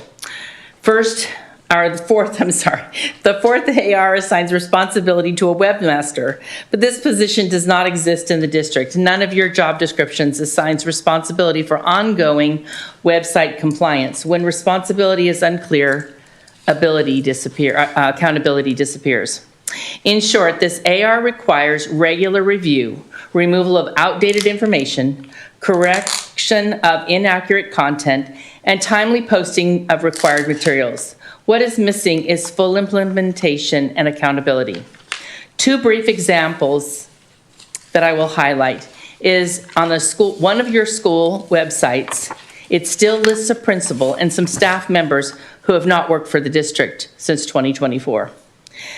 The district's own homepage references an advisory council that has not functioned for almost 2 years.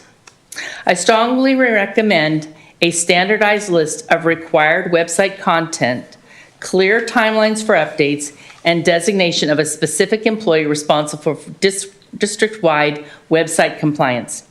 Outdated information creates confusion and reflects poorly on the district. As you consider approving board policy and administrative regulation 1113, I urge you to ensure that the district is not just approving policy, but actually implementing it. Without accountability, the board's approval changes nothing. Thank you.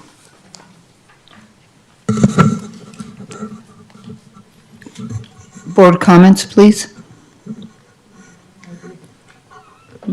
I agree. I agree as well. I think we should my recommendation is we vote on this and approve it, but that staff comes back with a report on how they're going to meet the AR.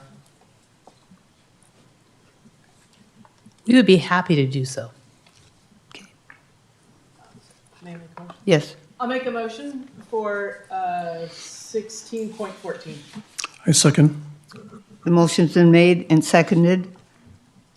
Please vote.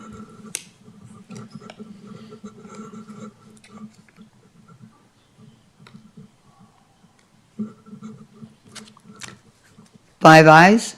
Oh, six ayes. Six ayes. Thank you, student board member. Okay. Okay. Next, we move on to 16.32. Mr. I move to approve the yeah. modified rehabilitation plan and educational placement and to enforce the expulsion for agenda item 16.32. I'll second. It's been made and motioned in second. Please vote. And this does not get voted on by the student board member, but five ayes. Thank you.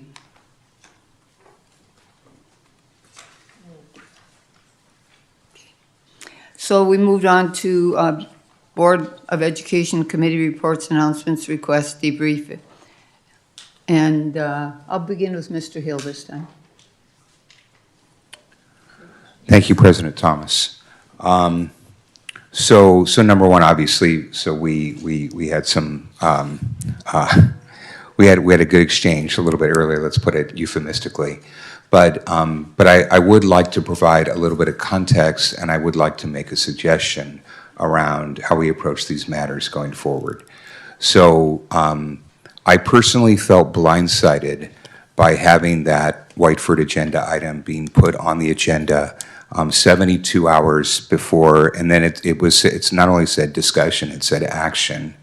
And as a board member, that should never happen. And we're talking about a very strategic objective, and it should have had lots and lots of discussion. And I was even more disappointed because I felt that we'd spent the last 6 months establishing a whole approach that we were taking, and then all of a sudden at the last minute, we were going to throw a wrench into it. And so I would suggest that going forward that we really need to be more careful when we tee up, and I think that fellow board members have said this, when we're going to put an item up for discussion, that they're really, especially an important strategic one, that it needs to occur over multiple meetings and possibly a study session, and then everybody has an opportunity to weigh in and provide their inputs, and they don't feel compelled to try to cram all of their ideas into, a short little speech. So that's one suggestion that I would like to make, is that for these strategic issues that, unless literally the district is burning down, I think that we have time to be evaluating these topics. Secondly, well, and just related to this, and I think that we heard some comments from some of our audience and NTA and CSEA, I think that transparency is very important. And again, people, everybody wants to be included. Everybody wants to feel like they have advance notice, that they have a voice. But the issue is, and this is something I learned from one of my prior bosses, is that perception is reality. And so even though maybe your intent is not to be, to try to hide anything, but if the people that you're dealing with, feel that way, well, it doesn't matter because that's how they feel. And so I think that we need to make a real effort in trying to be inclusive and to have lots of opportunity for communication in advance, so that we can make the right decision. And then just the last point that I wanted to make is regarding, the importance of free speech, which obviously I feel passionately about. And I think that the thing that we should understand is that we're blessed to be in a country where we have free speech. And just as we allow our public commenters to come up and to share their opinions, we as board members have even higher rights, right? It's actually enshrined, so we have what's called absolute privilege. And the idea is that if board members can't speak freely, then you don't actually have a democracy. And so I think that we need to preserve that. But if we're concerned that there's time limits or whatever, what I would say is we as a board can establish a policy, just like there exists in Congress, to say you have a certain amount of time to talk on a certain issue. And so if we want to put that in, I'd say let's do it. But I think that once somebody has the floor, it's the opportunity, it's their right to speak, and I think that we should let them have their say. So other than that, those are kind of my points this evening. Thank you. Member Block? I know there's a goal of going back into closed session a little bit, so I'll cede my time so we have additional time to discuss. Okay. Member Jones? One thing really quick on 12.1 and enrollment, with the kids, there's only 17 students in Crossroads. Are we thinking, there's so few, have we considered eliminating the program since it is it's so incredibly small? Just food for thought. And I'll stop there. Member Anguiano? Thank you for everyone that came out today, that presented. Hopefully everyone had a nice 3-day weekend celebrating the memory of Dr. MLK, and really appreciate everyone in sharing. And thank you, Jesseline, for sharing the highlights of the high schools that we're doing, and that all the fun that we're doing. Also for Ms. Pollack that came out from Schilling, thank you for the presentation. So thank you all. Yeah. And I'll just save my comments, except to mention that I've asked for the demographic report.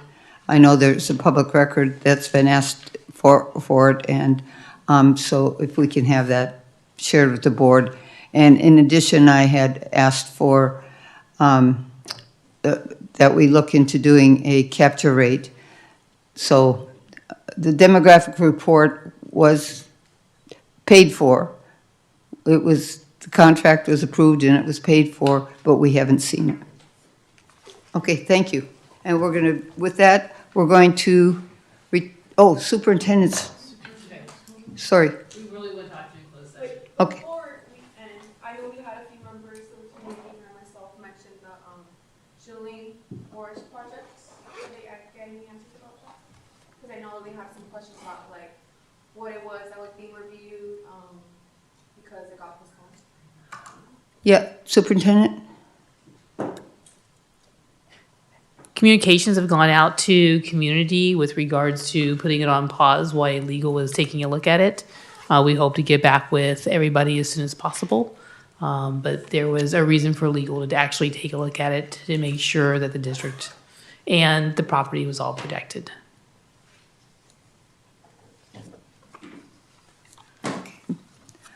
Okay, with that, we're going to retire to closed session.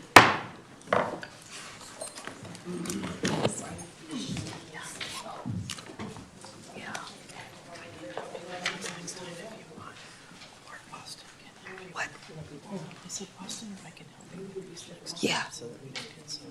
Yeah.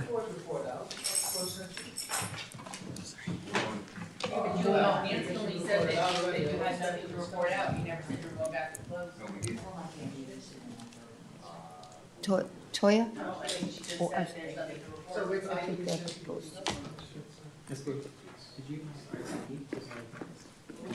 Do we, yeah, okay. Huh?